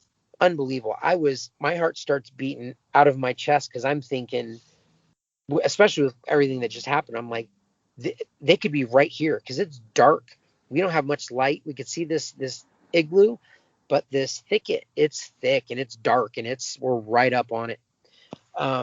So I instantly, kind of stop him, and I'm like, dude, what if they're there? Because he wants to start stepping down. He's actually beginning to start to head in the direction to go down, and I'm stopping. He said, well, if they were here, we would have had stuff thrown at us already. Like when we started going through that briar, because they don't let us get close usually before they'll start throwing stuff. Right. And he knows I don't. I've never been in this situation before. So I'm like, okay, well, that sounds right. So we talk about it for another minute or so, and then we are like, okay, let's go down in this thing. So we take, both of us just take one or two steps to get up on these logs and walk down in there, and all of a sudden something comes flying out of the thicket, and I hear like a whoo, whoo. So it was like a log about the size you put in your, lands right between us, and then panic set in, the fight or flight. It was, I can't even describe it. It almost, you heard of someone's knees getting weak when they're scared, almost collapsing from absolute fear. I was right there. I was right there. But he's like, back up. And it scared the hell out of me because, a lot of this I'm kind of going off of his experience, right? So when I'm seeing him wide-eyed and looking at me like, you can edit this out or bleep it, but looking at me like, holy shit, I'm scared. I'm really, really, really scared because something just threw something at us that's like 15 yards away. And, we're out here looking for these things. Obviously it's a Sasquatch. There's no animal, nothing else that's going to throw something at us. There's not a human in there throwing, you know what I mean? It's right. Oh my God, there's a Sasquatch right here. So we're backing up anyway. And then everything kind of starts going really quick. I hear, now this is weird. It wasn't picked up on audio, but I distinctly and suddenly hear a very deep voice. It said something, it wasn't decipherable, but it was like a very, very deep, and it's blah, blah, blah, just some gruffling, whatever. And I actually said on the video, I'm like, did you hear that? It was a deeper voice. I didn't realize that it wasn't on video, and he didn't hear it. Only I heard it. I don't know how that's even possible, but and then we get a wood knock, and he's like, you see that? Wood knock. So we're backing up. So we back away from this thicket, and we start moving along the thicket. As we're backing up away from this thicket, and the lights are kind of like looking, pinned on the thicket, and on the edge of the thicket. All of a sudden, it's like all of this stuff was just, it was right there, but we had no light, so we didn't know it. But when we lit it up, it was just like, oh my God, it's like we were behind enemy lines. We didn't even know it. The outside of this thicket, there's two giant X's right on the outside of the thicket. Lean here, this giant structure. It was just like, oh my God, we just walked into Bigfoot's house. That's Wow. what it felt like. It was just shocking. So we start walking along this thicket and we're seeing this stuff. And I'm just like, oh my God, I can't even believe this is happening. You can hear and see the movement of something moving along the thicket inside it while we were on the outside of it. Now, remember I said it's down, it's in a ravine, and we're a little ways from it. So, but it's clear. You could see it. You can see the outline. You can very clearly see that something there, and you can hear it. It'll stomp, stomp. You hear it. The bushes move, or whatever, trees move. Anyway, we keep walking, and then at some point it stops. The terrain starts coming up in that direction. So it goes from being, in a ravine that's 15 feet deep all the way up to being the same level as you are. So we get to the end of the thicket and, trying to continue on and, hope to God nothing progresses past what just happened. And all of a sudden what comes into view is the continuation of that fence that I was telling you about. And wouldn't you know it, there's another section of fence right at the end of that thicket on that side, laying down with a giant tree trunk laying on that one too. Unbelievable. But we could see on the other side of that fence, it's open ground. There's no thickets. It's literally a plowed and prepped field. So I'm like, boom, that's where we're going. Nothing can be sneaking up on us. We're not, you know what I mean? Right. We got over there anyway. And I'm just trying to catch myself. I think I actually had to take a knee at that point. And then we started thinking about, wait a second, where's Steve? Because remember, before we started doing this, Steve took off on his own to wander. Right. And at about this time, we see his flashlight. We're calling to him. He's yelling at us to get over here, and he's trying to say something. We're not quite hearing it. Meanwhile, at the same time, we're trying to scream that there's a Sasquatch there, actually two of them. We saw the outline of two of them. And we're telling him, get over here. Don't go that way, though. Don't go that way. But he can't hear us. We can barely hear him. But essentially, we do end up hearing him saying, there's a Sasquatch. And we're like, we know. We're trying to tell you. But he wasn't pointed at the thicket and in front of the thicket that we were just at. He was in an adjacent thicket. That's there's a lot of open ground between where we were and where this thicket is. So it's not even the same one. It's not even one of those. Wow. It's a different one.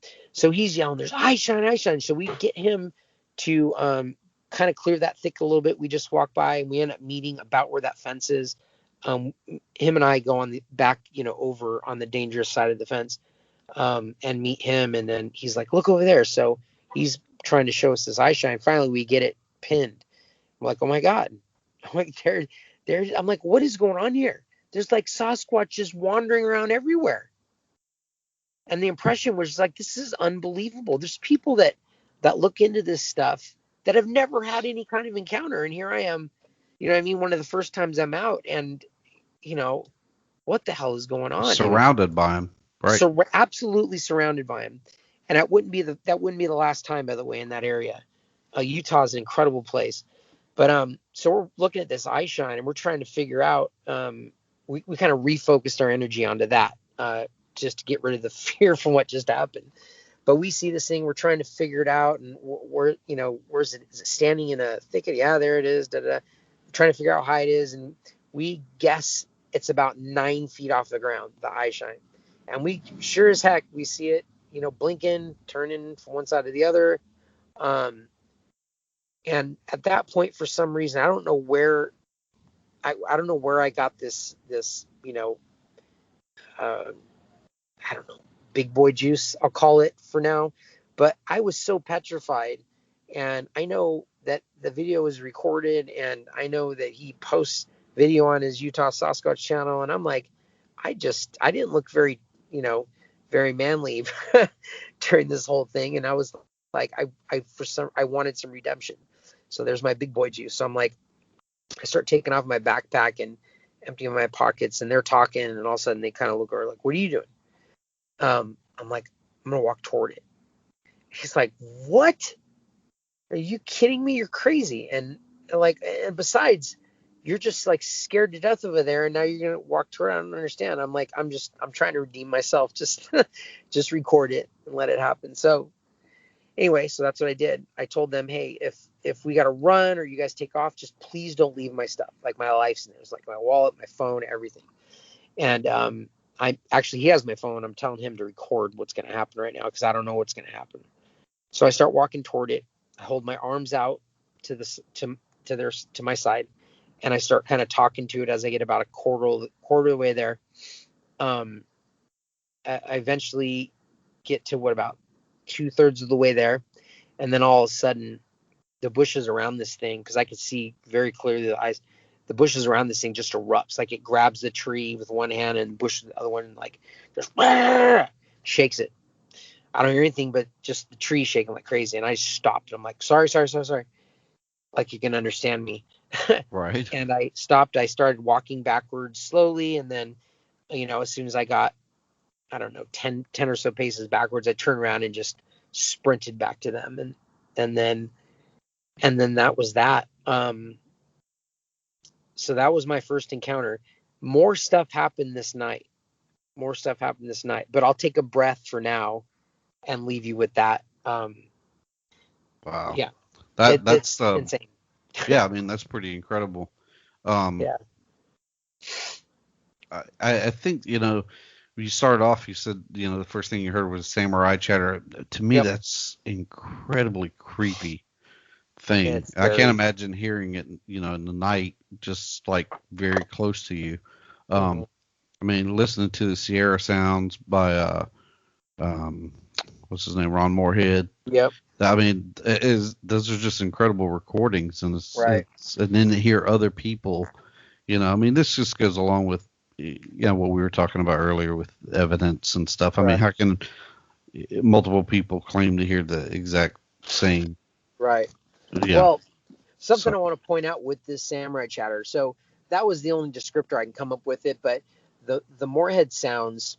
Anybody that's familiar with those sounds is these subjects were incredibly boisterous and loud, and even though they were saying words that we don't understand, they were very loud and clear. right. What I'm hearing, it's whispering.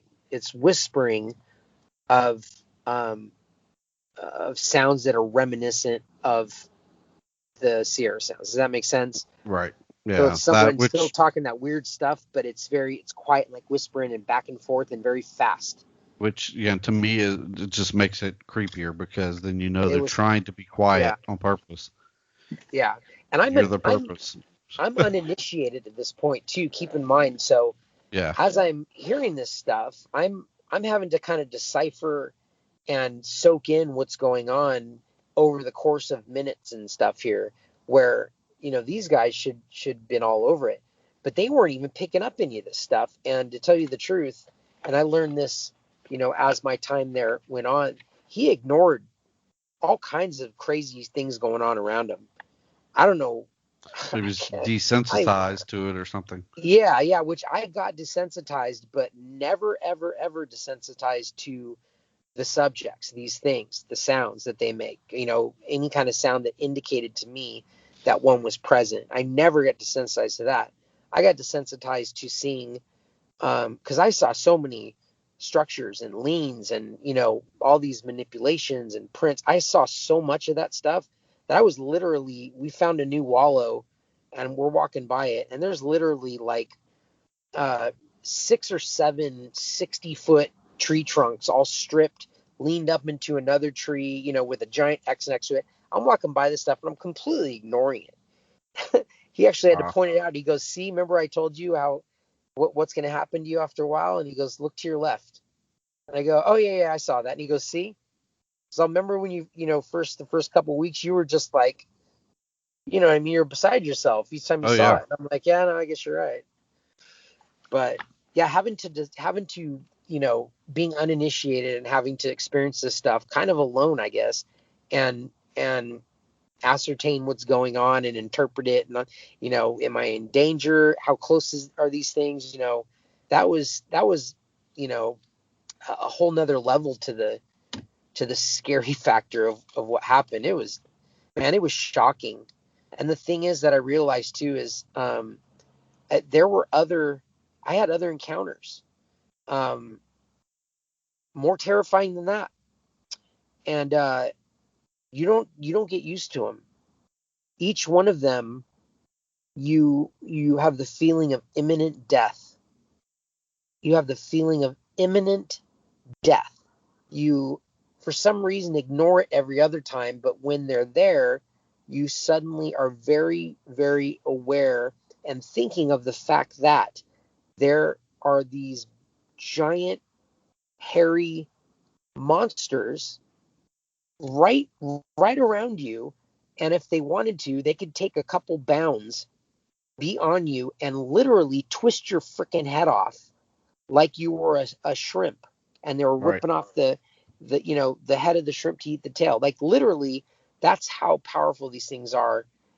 I'm guessing based off of the giant timbers that they're able to move and break with no problem at all. So that's a whole nother thing. You, for some reason, you don't. Well, me, I don't think about that at all until an encounter starts happening, because it's like, holy shit! Now I'm in a cage with a lion. If this lion wants to, my life's going to be over.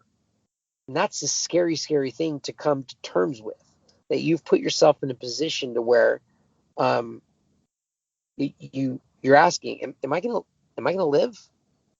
Is this when I learn that what I've been doing has been a horrible mistake and completely idiotic? Because I'm not in there with protect. I'm not armed. Right.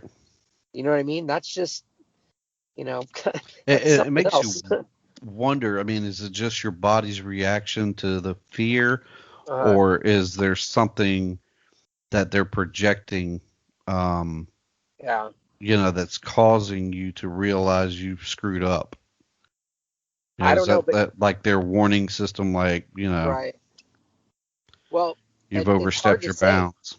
but something that I did come to an understanding of after these experiences is that it was, at first I couldn't articulate it. I couldn't explain it to anybody, but now I can. And basically, what the feeling that I was getting, and uh, how visceral it was, and how deep and ingrained it was, and the particular kind of fight or flight that I experienced, and the particular kind of fear that I experienced, I can't compare with anything, even remotely close to anything that I've ever experienced in my life. And that gave me the impression that um, what I was experiencing was deep within my DNA, and that led me to the conclusion that this is not the first time that Homo sapien sapien has come into contact with these, whatever they are. This has happened before. It's been happening for a long time, and it happened a long time ago. And that was the kind of feeling that I was getting inside my chest and inside my head, was that it was a fear that was emanated right from the cellular level, right from your DNA. That's the best way I can describe it. And I would say that's a very accurate description on how it made me feel. So, It wasn't the first time. This had been going on a while. My species knows it. My body, my anatomy knows this creature and knows what it is and knows what it can do. And it gave me and explained to me the fear that it knows, if that makes sense. like it would be like an inherited, Yeah. Yeah. Just like suppressed fear. exactly. Just like an animal, any animal has, what do you call it? Instinct. Right. Has an instinct to do what it does in the wild. Each animal, the baby turtles hatch, and their instinct is, once they hatch, to start heading towards the water, which somehow they Yep. know where it is. It's that kind of response.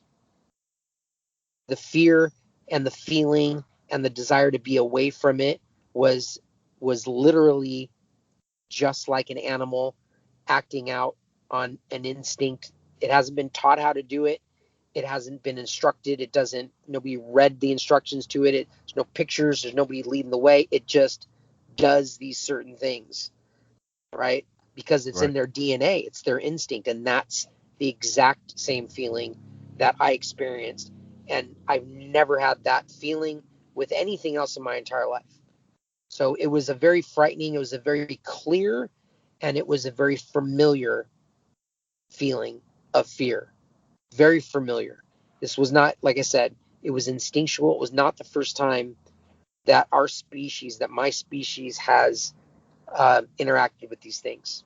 It was in my DNA that I knew what these were, and I knew what I was supposed to do, which was get away. That's Right. it. So that's as accurate as I could ever describe it. But that's dead on. So it kind of goes back to like our, undomesticated, natural animalistic history, Exactly. and it pulls that out. That's wild. I've never heard it described like that, but it makes sense. Yeah. It's unbelievable. Absolutely unbelievable. Like I said, that night, I'll tell you real quick. Remember I said the night, that was what I just told you. That was one of the first nights I went out investigating. But that wasn't all that happened that night. We continued on. We rallied from that experience, from the additional experience, and we end up deciding to kind of walk out to this far leading edge of this property, where there happened to be, the grounds were manicured. There were like I don't want to call them gazebos, but what do you call those things? It's like freestanding roof with picnic tables underneath them, where people can sit. Like a picnic shelter kind of thing. Yeah, exactly. Well, we came upon one of those, and those there were fences like this, kind of generally around in the area. Well, this shelter and these two picnic tables were set up where two of these fences met at a corner, right? Like on the playground. Right. 45-degree angle, or no, 90 degrees. 90-degree angle. Yeah. And it wasn't at that point where they went to meet. It went from being a 6-foot fence, then it staggers up, like the baseball field, staggers up to 10 feet to 12 feet to about 15 or 18 feet high, at the corner. And it's dark behind there, right? It's dark, but it's not super dark where the picnic tables are. This is still night. This time it's like midnight. So we're trying to figure out what's back over there, because we're deciding, should we walk around, continue where we're going, or go walk around this fence? Well, what's back there? So we look and we're like, oh, it looks like a bunch of fruit trees. Yeah, but it's not manicured. All three of us have our faces pressed up against this fence, right? For about 15 seconds. Enough time to notice that there's some fruit trees back there. All of a sudden, a plum comes out of the darkness and slams against the chain link fence right above our heads. Oh, jeez. All three of us go, whoa, what the hell? And we see movement. We see movement. We hear something go shuffle, and we put our faces instantly right back. And then two more, boom, boom. And we're like, oh my God, there's something back there. We could see, it's shadowed. We see the movement. We can see the outline. We could tell by the first initial sounds that it's bipedal. Right. Plus, the big giveaway is that it's throwing something. It's not a deer. So we backed up, and literally one of them, as a joke, goes, well, I guess we shouldn't go back there. Ha, ha, ha. Well, here's how crazy this is. So I mentioned this is kind of my first, exposure to this. These guys have, a bunch of experiences. None of us pull out a camera. None of us pull out a flashlight. None of us say, you go run around that way, I'll run around this way, let's go and get this thing on film. None of us did that. We literally backed away from the fence and like, okay, well, we'll just go this way then. And we started walking. I got about 10 feet and I stopped them, like, and I vocalized this. Why the hell did we just do that? That was incredible to me that we just did that. But that generally ended our night. So that all happened in one night in the course of like 3 or 4 hours. Incredible. Wow. Now, so you're talking about the picnic shelters and stuff. Yeah. What's the proximity of this to, like, Development? Development or housing or Sure. residential area. So this is in an area that's roughly at this point about three or 400 yards from the opening of a what do you call it? Oh my gosh, I think of the words. Not canyons. Like the mountains start and then they basically kind of abruptly stop, and then ground gets a lot flatter. But what are these? The canyons that come out and they basically north and south, all in that area in Utah, they all dump out from the Right. mountain ranges and it gets flat. I guess it's the canyons. I don't know why I'm having a brain issue at the moment, but anyway, this is about 400 yards from the opening of, I'll just say it, Coldwater Canyon in Utah. Okay. And so right when the canyon and mountains stop and it dumps out there and the ground starts getting flatter, there's basically there's very sporadic properties with lots of land around them.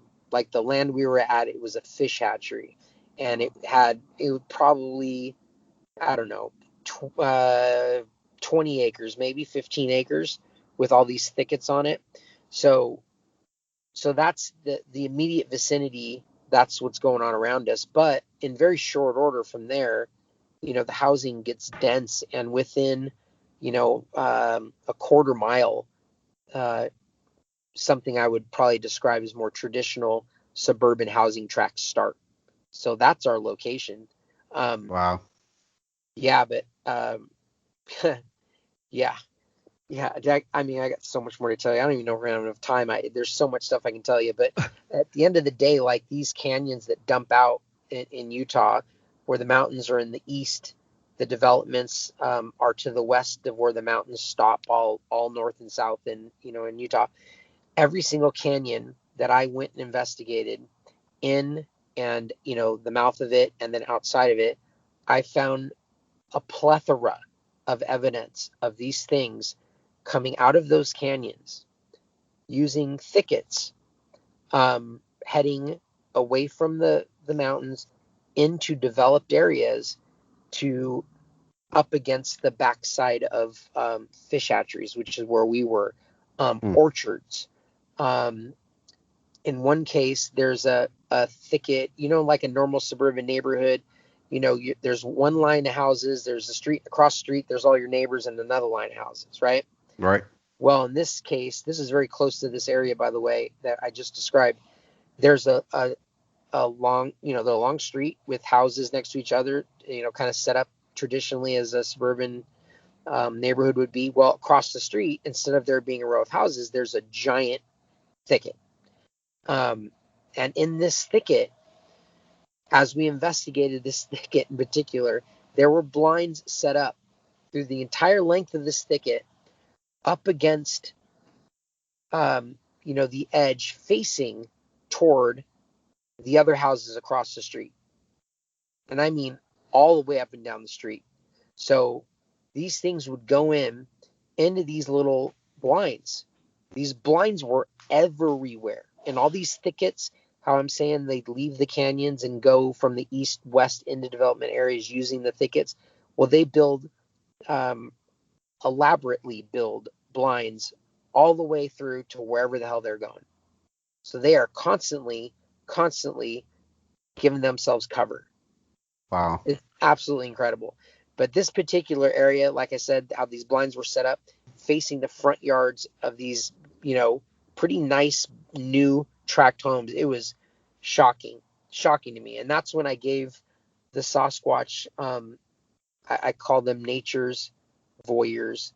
They are voyeurs. They are watchers. You've heard of the, watchers. If you go in the forest, they always have one watching.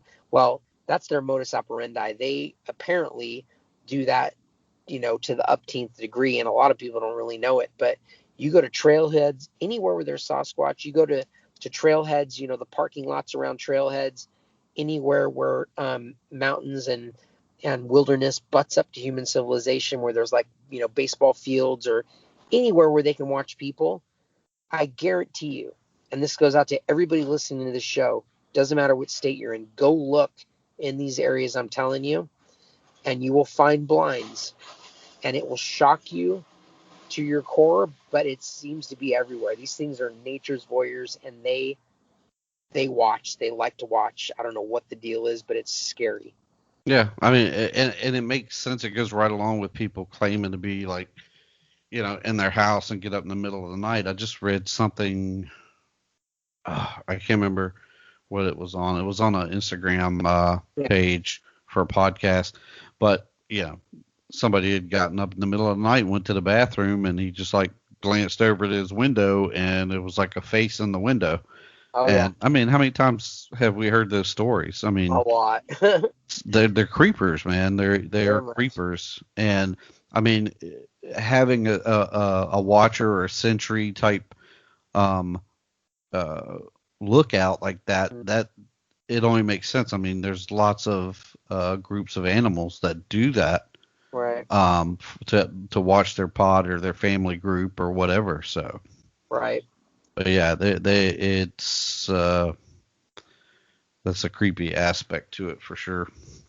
Yeah, it's terrifying. It really is. It goes along with the monster stories we as a society have come up with, and all the monster movies and what monsters do and how they behave. These things, for all intents and purposes, they're monsters, Yeah. right? In behavior, in action, in appearance. Man, it's crazy. Yeah, I mean, you got a size factor to it. You've Oh got yeah, the creepiness of their movements. You've got the creepiness of their ability to hide themselves quickly, yep, and um, then you throw into crazy stuff like these people witness them do the spider crawl. yeah. I can't even imagine. You see something that big do something like that. I would imagine that would rattle you to your core. Very scary. These things, by the way, they spend when they're creeping around. I don't think there's a time or very very small amounts of time that these things are not actively hiding, and strategically doing so.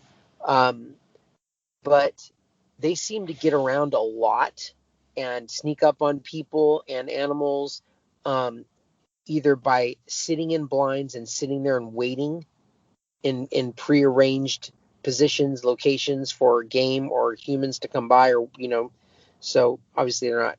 I don't think they're hunting humans as a regular thing, but they definitely do this with animals. They build these blinds in locations where it's strategically advantageous for them to monitor traffic in the area. You know what I mean? Who's coming, who's Yeah. going. But they sneak around. They do it a lot of time. Doing the army crawl. They'll be on Yeah. the ground a I, lot. I think when majority of sightings or encounters or people catch them on video or get photographic evidence, I think those are the rare moments when they let down their guard and Yeah, they get caught. yeah. I Or think they mess like up. you, yeah, I think there's a lot more times where they're there and you don't know they're there. Yeah, I think that's probably more so than any other. They're there, and we don't know they're there. And Yeah. I think that goes with pretty much any predator. I mean, but I think these guys are a master of their domain. I mean, Oh yeah. how many times have you probably been out in the deep woods or trail hiking or something and probably were watched by a mountain lion if you're in Right. that territory? Um, Probably more than would make you feel real comfortable. Right. So, and Absolutely. These things that in order to do what they're doing too, they have to be. And I think this goes back to the fact that they spend so much time watching us in particular. They have become very, very good predictors of our behavior. I think they understand very clearly, as a whole, what we will and will not do. Um, like, for example, I'm telling you the creature that we were tracking and where it was going.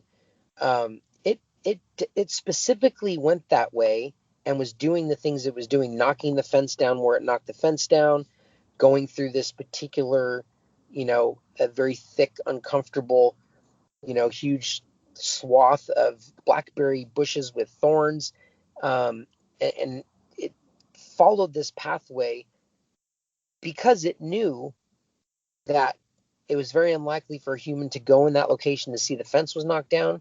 And if they did see the fence, they weren't going to walk through that way because it was going to cut them up and hurt. And that offers them some protection to be able to, strategically understand what, we'll just call us the enemy, even though I don't think that's the case, to strategically understand what the enemy is going to do and be able to take, preemptive action accordingly. And they do that all the time. I think again, that's their modus operandi. They operate like that 24/7. They must. Yeah, I mean, they've had to maintain the they haven't been found out now. I mean, they're still existing in a very shadowy existence. Right. And they didn't get there by just walking around, on the street waving at people. So, right. People need to understand that they're people a lot of times say, well, that don't understand these things are real will say, well, they try and compare like, well, I think they're thinking about these things as an animal, like a bear or a mountain lion, like people would come across them event, you know what I mean? Like here and there. But they're not understanding, like, these things are intelligent. These things aren't just well adapted to forest living. Yep. They're almost akin to our intelligence, if not, surpassed our intelligence. And, look at humans. Okay. We can build cars and rocket ships and, fly jets, right? So take that level of intelligence and apply it to adapting to live in a particular environment, undiscovered, comfortably. And they've taken, I think they're that intelligent, and they're taking that intelligence, and instead of applying it as we have to do the kind of stuff we do, they've applied it to, thriving in the forest and not being seen and knowing what the hell's we're going to do and we're not going to do and what's in the air. I mean, they know all this stuff, and that's their intelligence level. People need to understand this. It's a big deal. These things are on our level. If we were comparing the brains, adapted to the two different things I described, but they are beyond us. We may as well be underdeveloped children with missing limbs in the forest compared to these things. Like, we don't have a chance in hell. These things, it's unbelievable. It really is. Yeah. But once you understand these things and you put together the pieces of the puzzle, i.e. the evidence, and you have exposure to them, you have these encounters, you really start to put together an understanding of, well, shit, no wonder why, it's not acknowledged that these things are real. They're like ghosts. It's crazy. Yeah. I mean, you think you take into account their stealthiness, their size, their power, and then you throw in the ability to move the way they do, when the speed they move that people have witnessed. I think about the Kathy Strain witnessing the two running up like this steep incline. Mm-hmm. I think she was in Area X with whatever that group is that studies in Area X, and she saw them and she said two of them ran up that hill like they were just running on the road. This incline, she said, no man could run up that. They would be struggling to crawl up on all fours to get up this incline, and these two creatures just ran up it like it was nothing. Is this the Wood Apes Conservancy group? Yeah, yep. Okay, gotcha. What's the I don't remember the guy's name. I think he's the head of the group. Yeah, I can't think of his name either. I know who you're talking about. I did a show with him on Christopher Noel's channel, Impossible Visits. But Nice. Todd Neese. Todd Neese. There you go. Yeah. Um, yeah. Yeah, they had invited Kathy Strain down, who was, a wildlife biologist, I think. Right. I want to say in California. Mhm. She works for the Forestry Service or something. But anyways, they invited her to Area X, and while they were, I guess they were camped out and were sitting around talking, and she saw two of them up the road on the dirt road, and she, like hollered, "Oh my gosh, there's two of them right there!" And she ran towards them, and as she ran towards them, they ran up this incline, and I want to say it was like a 60-degree incline or something, and she's like, they just ran up it like they were running down the road.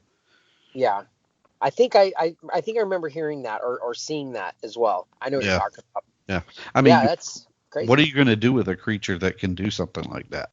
Nothing. I mean, there's nothing you can do, and then you add that their mental capacity. They obviously are thinkers. They have the ability to figure things out. I mean, you have people that have them breaking into chicken coops and stuff and opening doors and opening things. So they're not bears. Right. I mean, they're far more developed than that. So absolutely. It's scary. It's very scary. It's terrifying. It really is. It really is. To the point now where, I mean, I'm still very much interested in these things, and I still spend a lot of time investigating them and doing, work trying to help contribute pieces of the puzzle for eventual, use and, acknowledgement and discovery of these things. But I spend a lot less time in the forest looking for these things unless I am with one or two people. Like I will not go in the forest alone anymore. I did that. I was doing that for a while and had a horrible experience. But aside from that, just coming to the understanding, just like you said, about how physically capable, superior, yes, that they are. Plus, the fact that their cognitive abilities are huge and they're problem solvers. Yeah, I don't want to be available for one of those things, a group of those things to do whatever the hell may or may not want to be done to me. I just can't. Oh God, it freaks me out. But if I'm with somebody and with a couple people, it's a lot easier. But I definitely pick and choose. Yeah, I think anybody that goes out and tries to look for these things or research them solo is just asking for trouble. Yeah, you may be right. I mean, something may never happen to them, but the possibility. Why take that chance? Exactly. You have zero chance of survival with them if they so choose. Right. That you're on the hit list that day. There's nothing you're going to be able to do. Right. So yeah. I think we really need to get together for a part 2 because we could probably sit here and talk all night. And I know you probably got stuff to do, and it's getting late here. So yeah, but I would love to do that. Yeah, let's talk again. I mean, I have a lot more stuff I can share with you, so I definitely love to. Okay. Yeah, we'll plan on doing that. We'll do a part 2 to this, and it's been great.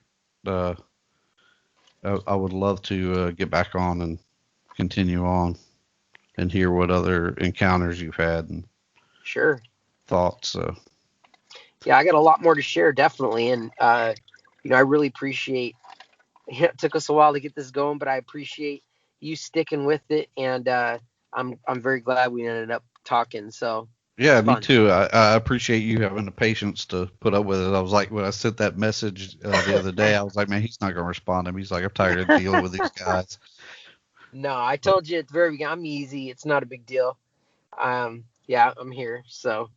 Okay. Yeah, I think we got 2 more. I got 2 interviews I'm going to be doing over the next couple weeks if it all works out, and then maybe after that we can get back together if your schedule is open to it, and we'll Yeah, continue on, have another part.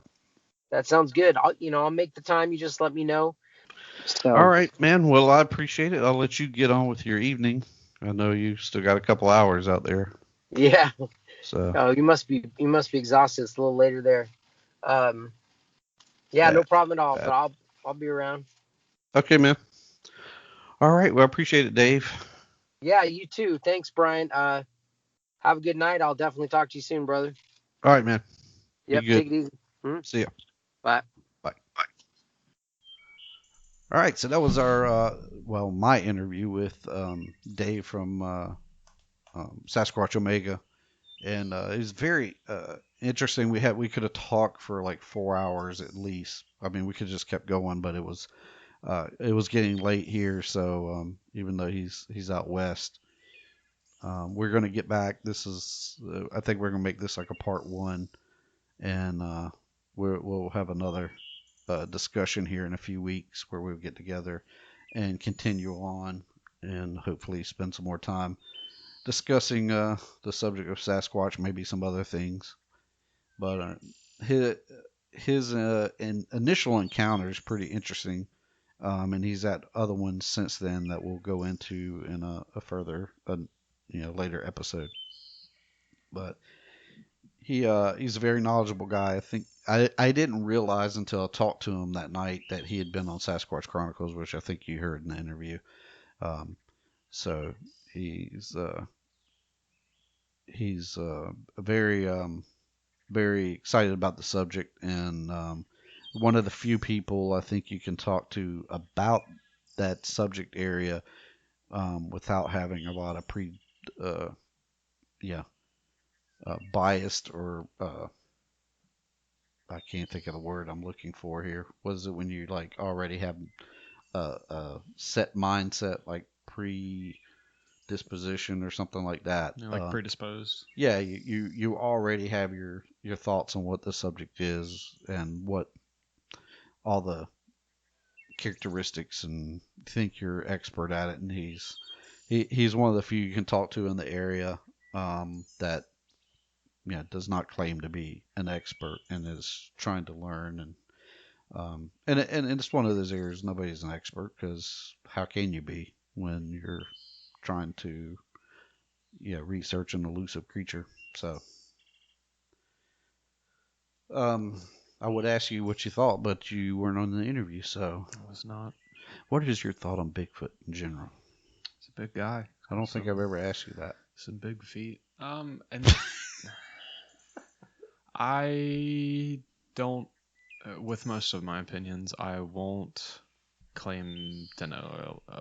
My opinion is not in concrete any more than anybody else's is, because I Right. don't know. I'm not going to say What my is your opinion is feeling correct. towards whether or not it's real? My feeling towards whether or not it's real, I feel like it definitely is possible. Like there are much stranger things, like a man flying over LAX in a jetpack Yeah. at 3,000 feet.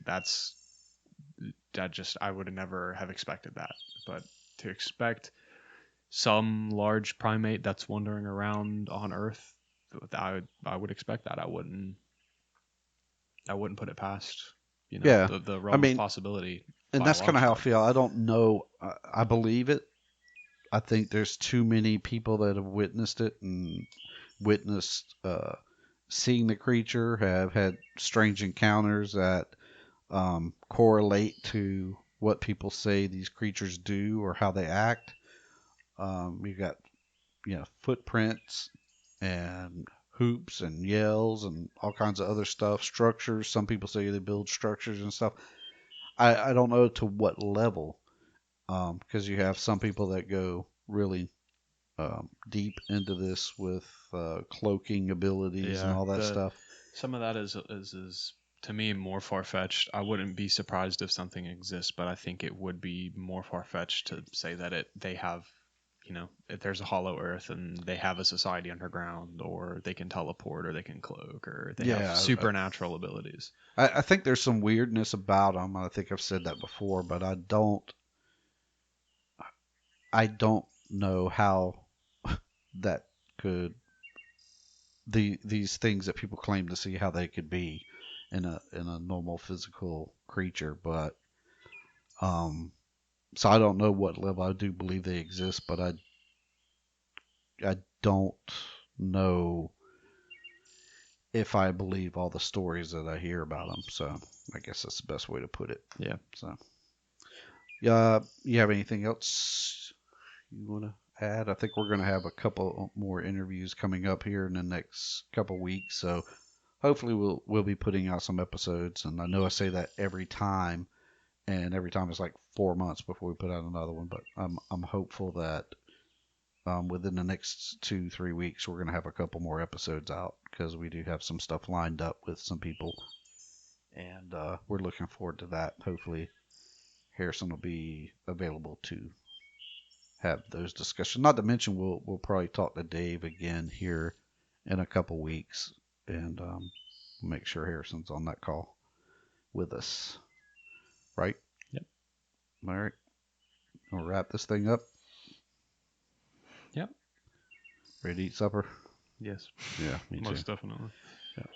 All right. Well, we hope everybody's, as we said, doing fine with the pandemic, and staying safe, staying clean, keeping your mouth covered, your nose covered, not sneezing on people. Yep. Washing Don't hands. sneeze on people. Wear Don't your sneeze masks. on people. No matter what anybody tells you, however wide, however many microns wide the virus is, it can go through the mask. The masks aren't stopping the virus because it's not airborne. The masks are stopping droplets. So please just wear a mask. If not for COVID because you think it's for some conspiracy, for the flu or for anything else. Yeah, it doesn't hurt you to wear a right. mask. It doesn't hurt. I mean, the flu season's coming, and that's just going to compound issues. Me and my pharmacist were talking about that the other day. Actually, we were like, I brought up to my pharmacist, I was like, so flu season is coming. What do you think the numbers are going to be? Do you think it's going to be lessened because of all the precautions people are taking, or do you think it's going to be the same because maybe we're so focused on this, but it's actually the wrong thing? You know, maybe masks aren't it, or maybe the sanitization we're doing isn't correct, or what do you think? She's like, well, I hope the numbers are going to be down. It would make sense. You'd think the numbers would be down, but I guess we'll have to wait and see. Well, I don't think people really take precautions for the flu. I think it's just if you're sick, wear a mask or stay home. But it's never been right. I mean, people go get get the flu shot, and they think if they got the flu shot, they're done. Yeah, they're it. That's kind of it. Yeah, we don't wear masks or anything to prevent us from getting it, or certainly to prevent us from spreading it before we know we have it. There's never been anything quite like a disease that spreads so rapidly before people even know they have it. Yeah. It's like. Yeah, I was, I kind of teeter-totter back and forth, because I look at like the last election, 2016 election. That summer there was a SARS outbreak, and then after the election it all kind of petered out and was gone. So it'll be interesting to see what happens with this.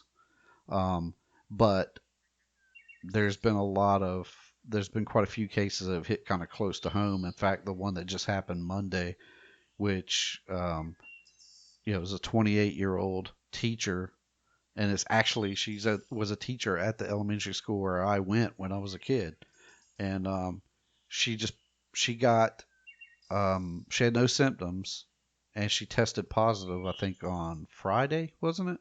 I don't know. And then she was dead Monday. So, I mean, there is something to it. It's not like this is made up. So, just protect yourself, protect your families, protect your kids. Try to, wash hands, use sanitizer, keep your face covered. Don't touch your eyes. Don't touch your mouth. Yep. Don't lick your fingers. Don't do that either. Yeah. Even if you're eating Cheetos.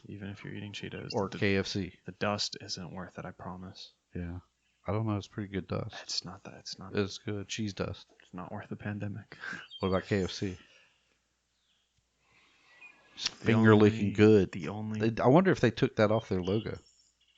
Off of their, I don't even know what it is now, but I know it used to be finger licking good. Yeah. Don't know. Couldn't tell you. You don't want to be finger licking right now. Certainly don't. Certainly don't. All right. Well, that's a wrap. You guys be safe, and if you have had an encounter or an experience and you would like to share or just talk to us about it, even if you don't want to be on the show, you just want to talk to us, unexplained.reality@yahoo.com or www.unexplainedreality.com. Good? Good. Later.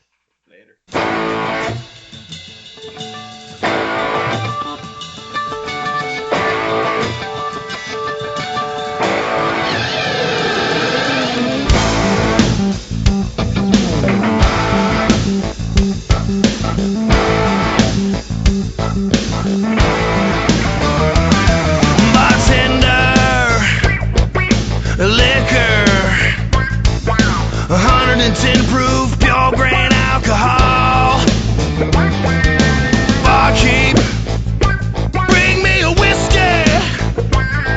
Don't keep me waiting, come on down here and hit me. Give me a CC water back. How about a Jim Beam or a Jack? A boil maker with a beer chaser. Anything to get my mind off of her. In a shot glass.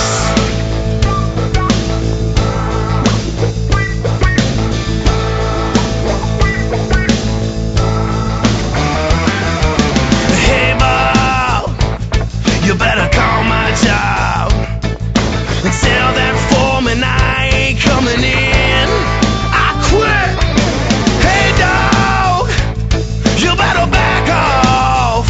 You see that bar stool by the jukebox is where I'm sitting.